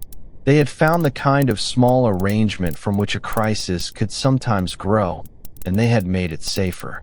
This minor incident is reconstructed, but it reflects the preventive character that the surviving law assigns to the office. The prefect and his men were expected to warn householders about careless fire and to ensure that those responsible took precautions. Roman legal texts often preserve ideals of duty rather than a complete diary of performance, so one should not imagine perfect inspection throughout the capital. There were too many rooms, too many lamps, and too few watchers for that. Prevention depended on a mixture of official patrol, household habit, neighborly alarm, and good fortune. The keeper thanked them without ceremony. Perhaps gratitude was sincere, perhaps irritation survived beneath it, or perhaps fatigue left room for neither. The basket went under the counter. The water vessel remained visible. The shutter descended again, and the light behind it narrowed to a line. Within a few breaths, the street returned to the state it had held before the pause. Only the patrol's lamp moved onward. Farther up the slope, a sharper smell waited near a doorway. It came from a domestic brazier whose charcoal had been brought close to an interior wall. The danger of charcoal was not limited to visible flame. Fumes in poorly ventilated rooms could also harm occupants, though ancient understanding was framed differently from modern chemistry. The watchman could not inspect every use of fuel, and the surviving record does not let us claim a uniform practice. In our scene, the door remained open enough for air, and the coals were already fading. A resident sat awake beside them, keeping cloth and bedding at a distance. The patrol asked that the brazier remain watched until the last glow died. The resident nodded. A child slept against the far wall. A jar of water stood near the threshold. Nothing more was required. The watch moved on, leaving the household with the soft red points of charcoal, the cooler draft at the door, and the familiar obligation to wait. Fire prevention in a dense city was made from thousands of such delays. A lamp could not always be left unattended. An oven had to be closed and checked. Ashes that looked cold might conceal heat. Fuel needed dry storage, but not too near a flame. A workshop's heat had to be managed at the end of labor. Residents learned from accidents, warnings, custom, and the visible scars on neighboring buildings. Their knowledge was practical and uneven, carried more often in hands than in books. When a fire did catch, speed mattered, yet Roman response remained constrained by the city around it. An alarm had to be raised. Sleeping occupants had to descend stairs or wake those above. Water had to arrive. Tools had to pass through narrow streets. Pulling down material could prevent spread, but it also damaged property and carried risks of its own. Wind could push sparks across a gap. Crowds could block helpers. At times, the best available act was to contain the edge and save the adjoining structure. We do not need to follow such a fire tonight. The small hazards encountered by the patrol remained small. The vigilas also dealt with certain offenses and disturbances. The digest associates their prefect with nocturnal thieves, burglars, people who concealed stolen property, and some other cases. This judicial role grew from the realities of the watch, but it did not turn every patrol into a modern police beat. Serious jurisdiction overlapped with other Roman magistrates and officials, and status affected how people encountered authority. A shout in a dark street might lead the watch to intervene. A dispute in a household might remain behind the door. Roman governance was layered, personal, and far from equal. Tonight, the most troublesome person they met was merely unsteady from drink. He sat on a low step with one sandal loosened and insisted in a slow voice that he knew his way home. A companion arrived from the nearby tavern, secured the sandal, and helped him stand. The watchman waited until both moved safely away from the cart route.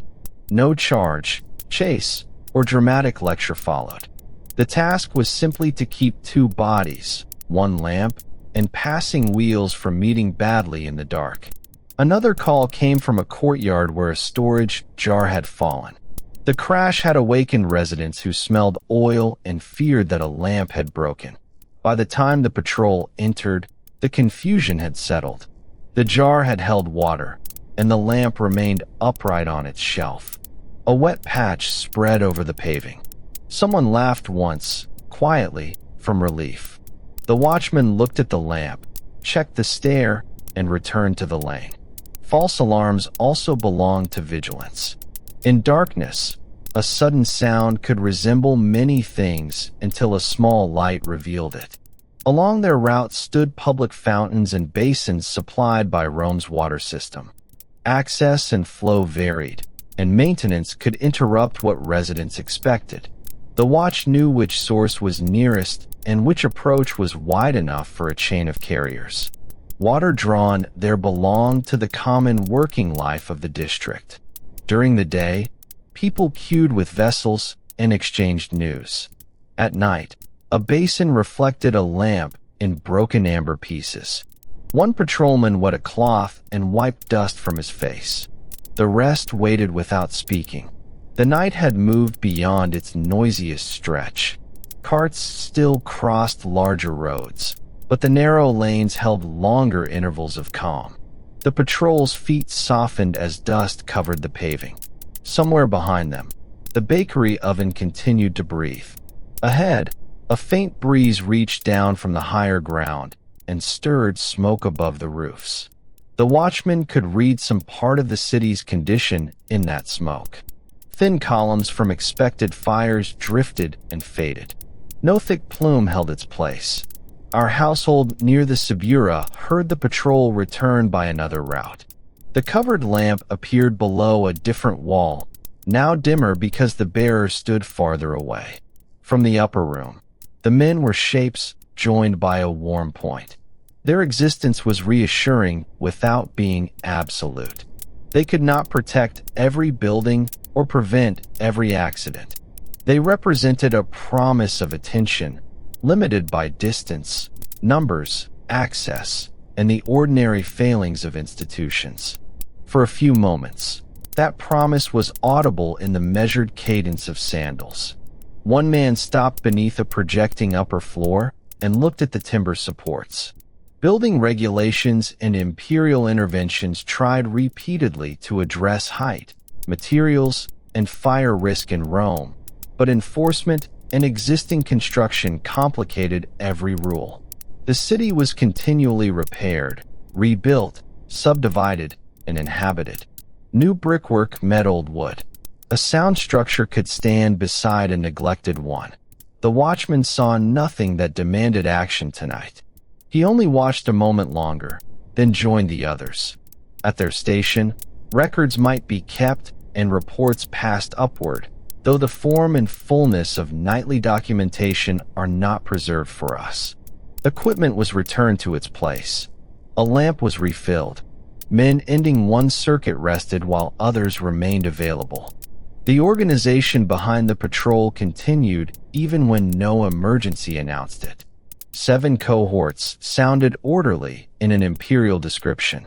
On the ground, that order consisted of tired people maintaining tools, receiving instructions, and setting out once more. As their present circuit ended, the men passed the bakery.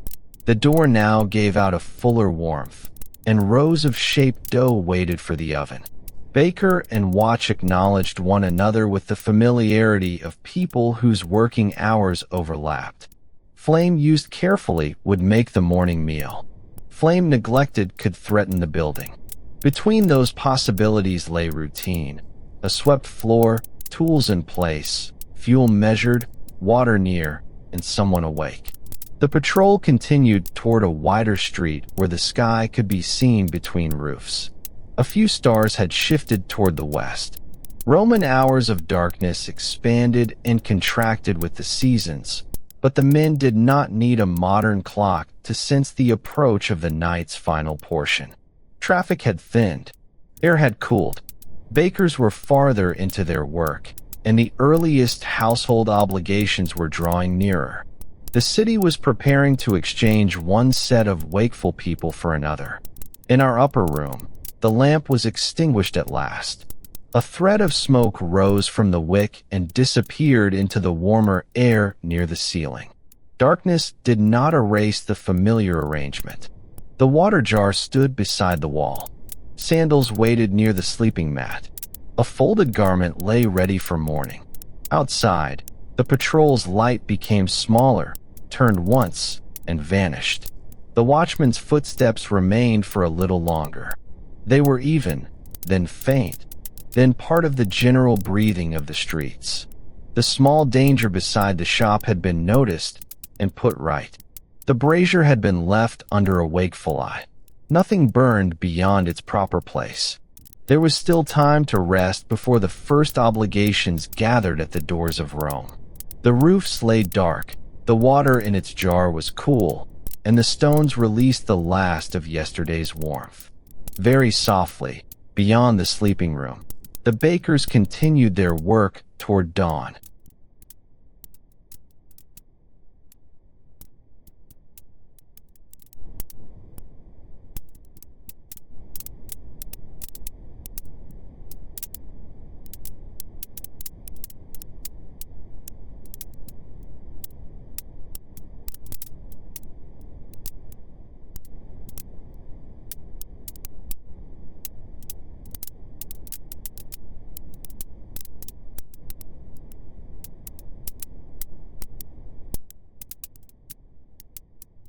The bakery continued toward dawn while the upper room remained dark. Its oven made no sound that could be separated clearly from the rest of the city now. yet its work belonged to the hour as surely as the cooling walls and the fading stars.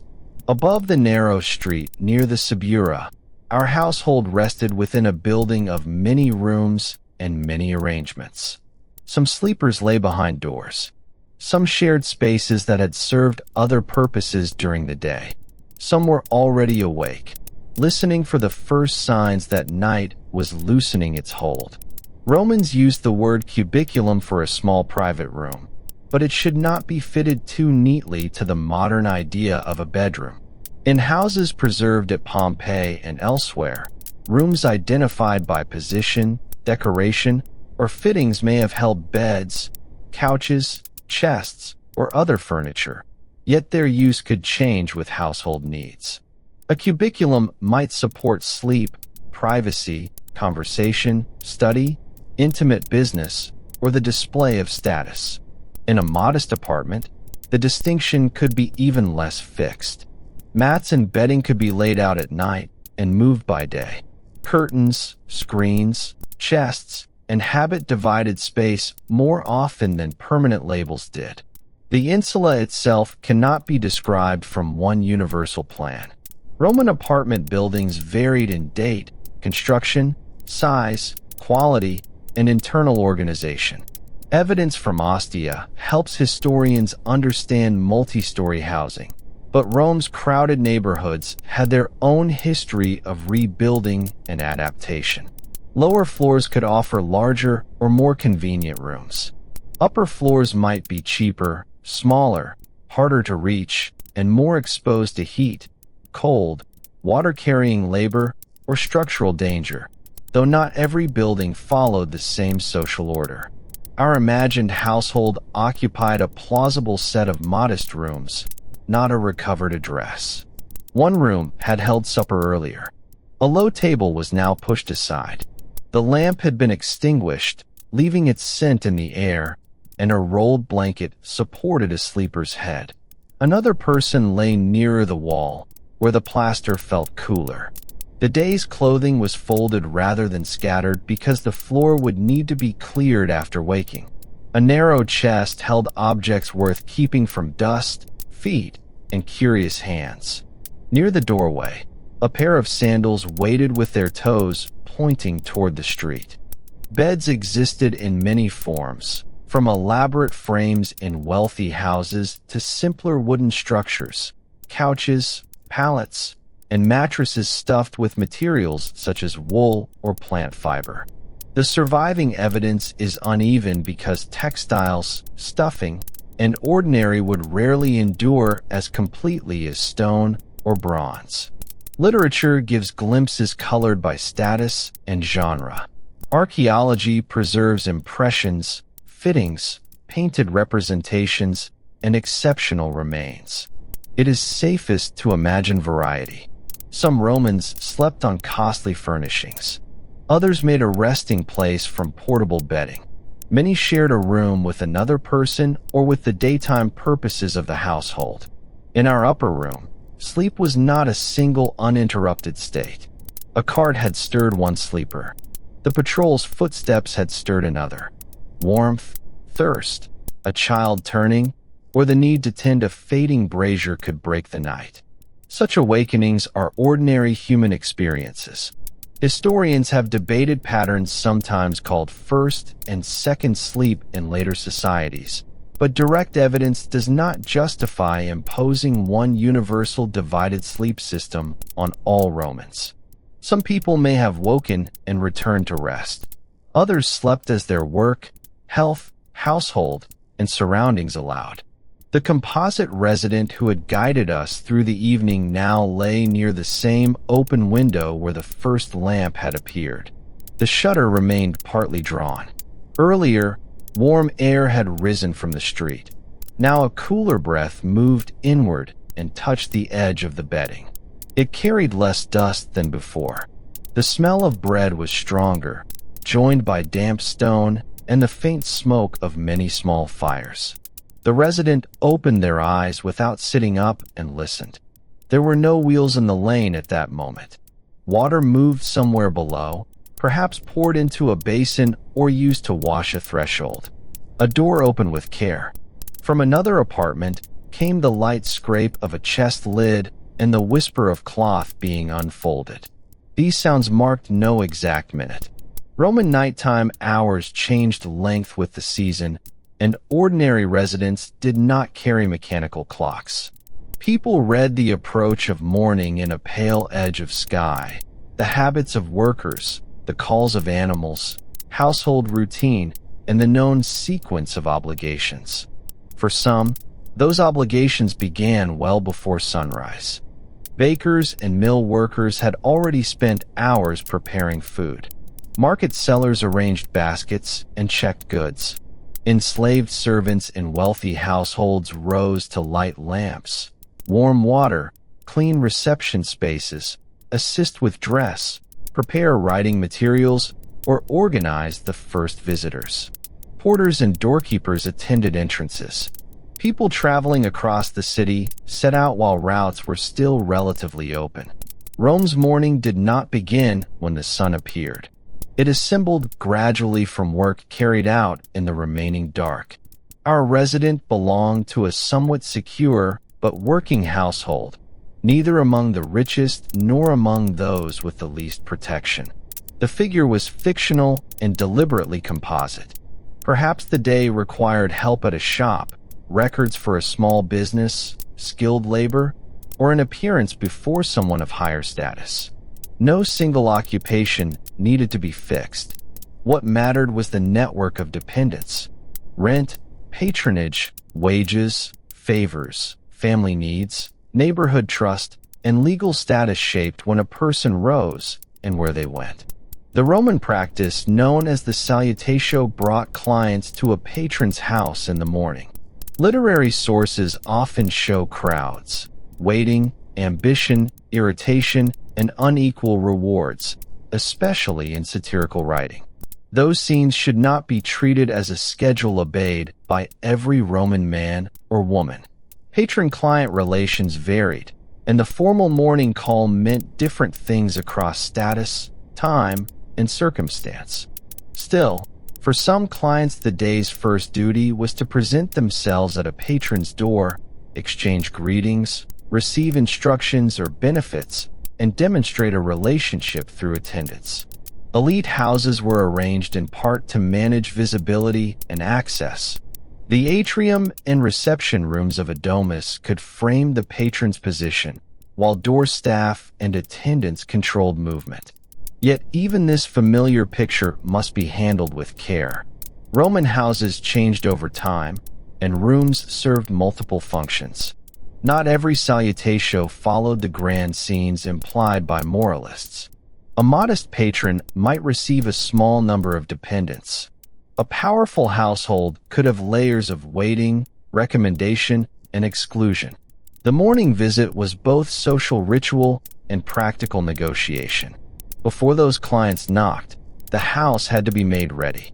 Lamps were relit where darkness remained. A floor might be swept. Water was carried. A doorkeeper checked the entrance. A secretary or literate servant arranged tablets. Clothing signaled rank, and helping a master dress could become part of the preparation. Food might be taken quickly. Messages received from the previous evening needed answers. All of this labor remained mostly behind the image of the patron greeting visitors, but without it the ritual could not proceed smoothly. In a large household, much of that labor was enslaved. Roman slavery ran through domestic life, commerce, agriculture, administration, and skilled work. It is important not to soften that reality into mere service. Enslaved people lived under coercive ownership, even when their tasks appeared ordinary and even when some held positions of responsibility.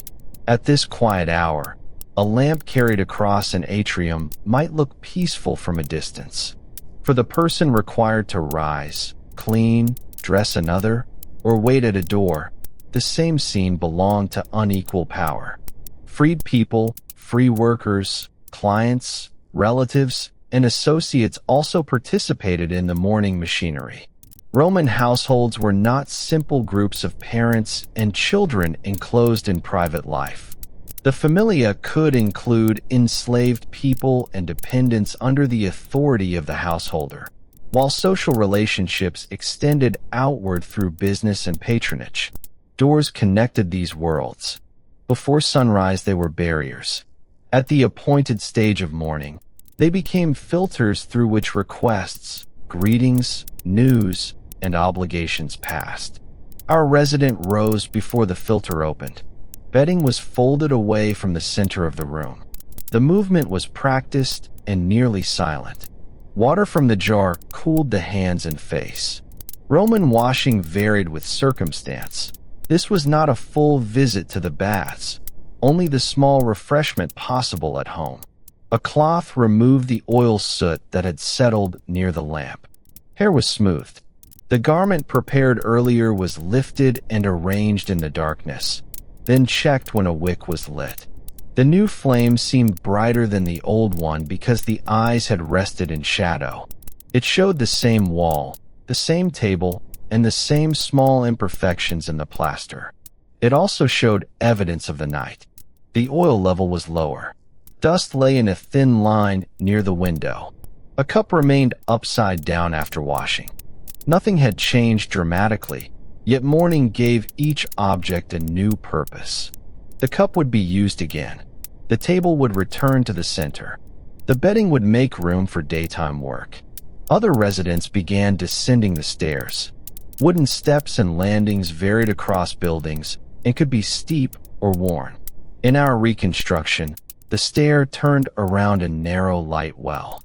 A small lamp was carried ahead because dawn had not yet reached the interior. One hand touched the wall. Sandals found the familiar edges.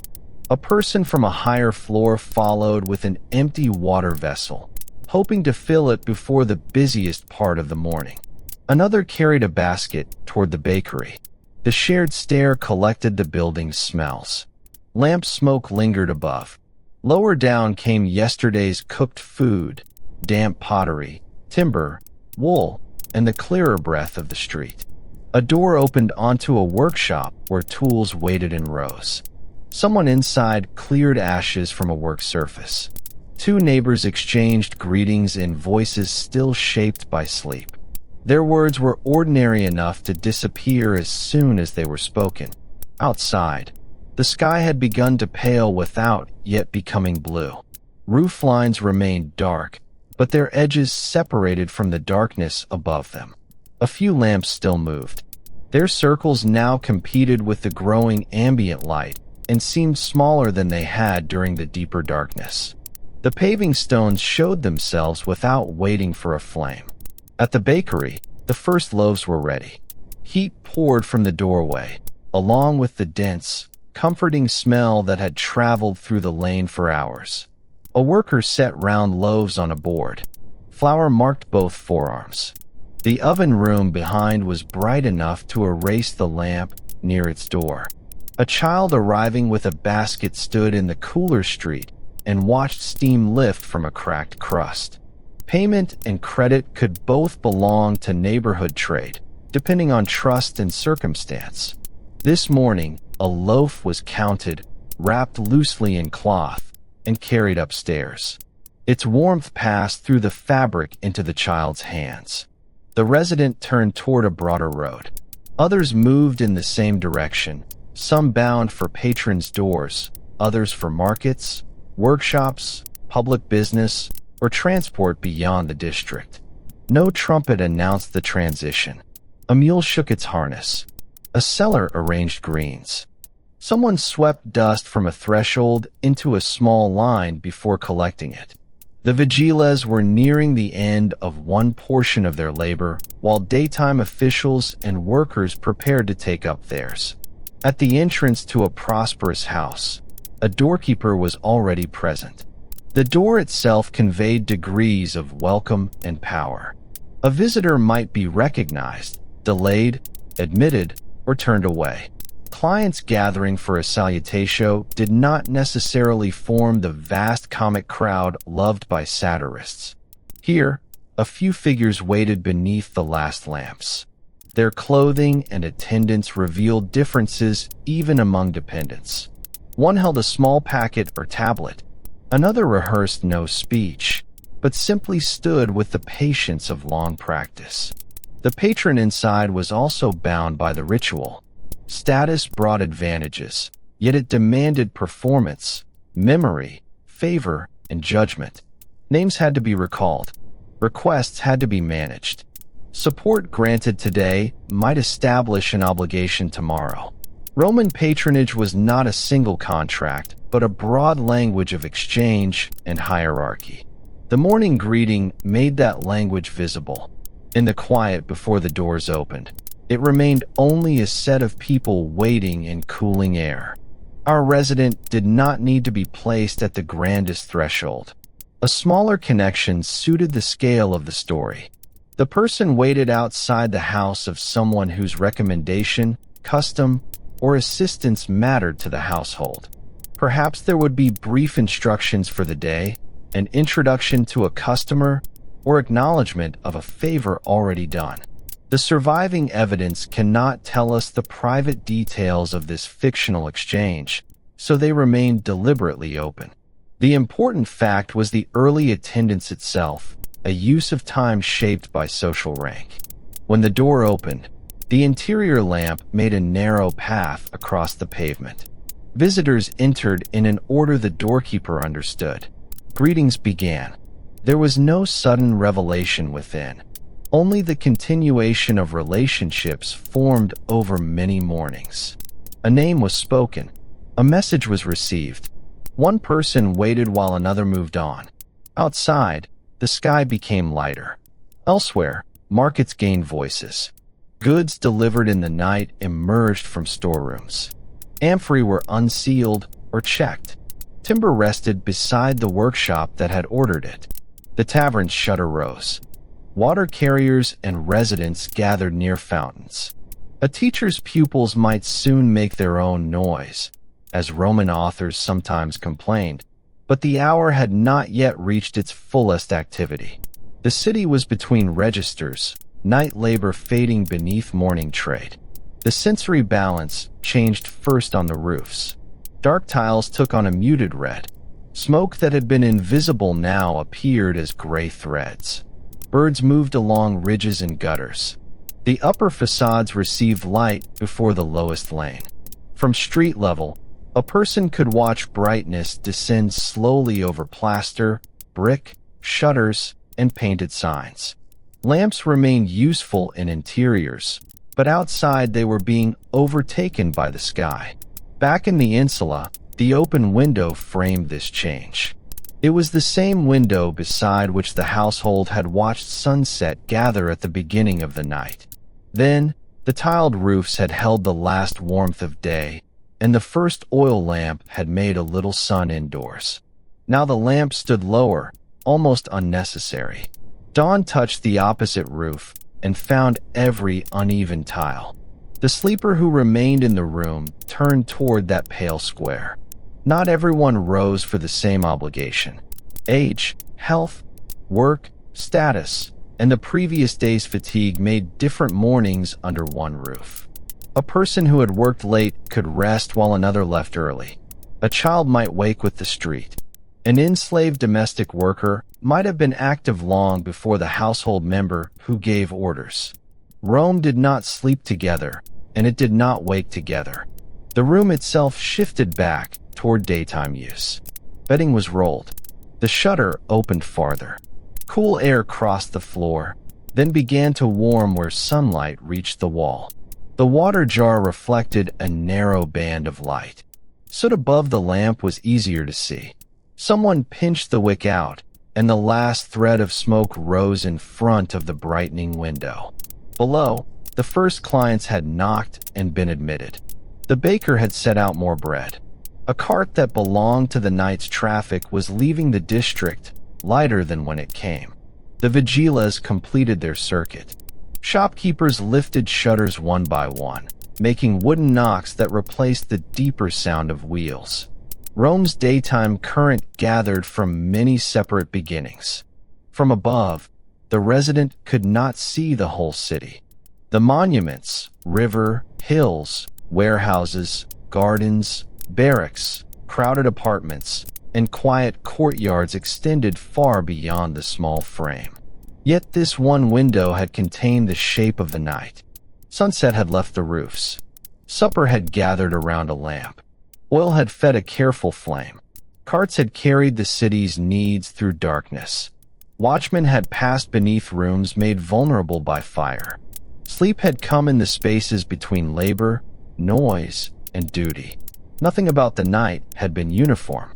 Wealth bought room, light, attendance, and insulation from some discomforts. Poverty narrowed choices. Slavery compelled work. Gender, age, legal status, occupation, and neighborhood altered every experience. The sources preserve some voices loudly and leave many others almost silent. Our guide had therefore remained a composite, not a claim that one life could represent Rome. The small journey offered only a plausible path through evidence, uncertainty, and ordinary human habit. Now the path returned to where it began. The same roofs rested beneath a different color. The same open window held air that was cooler and clearer. The lamp's little sun had gone out because the greater light had returned. On the street, footsteps continued, but they no longer belonged mainly to carriers and watchmen. They belonged to a city entering another day. You can let those footsteps move farther away. The clients may wait at their doors, the bakers may arrange their loaves, and the shutters may rise without asking anything of you. The warm roof, the dim room, and the small clay lamp can remain exactly where history left them. The last star faded above the Subura. A thin ribbon of smoke drifted over the tiles and dissolved into the morning sky. Inside the room, breathing settled into its own slow rhythm, while daylight rested gently on the window ledge. Thank you for spending the night in history with me. I'm the Yawning Historian.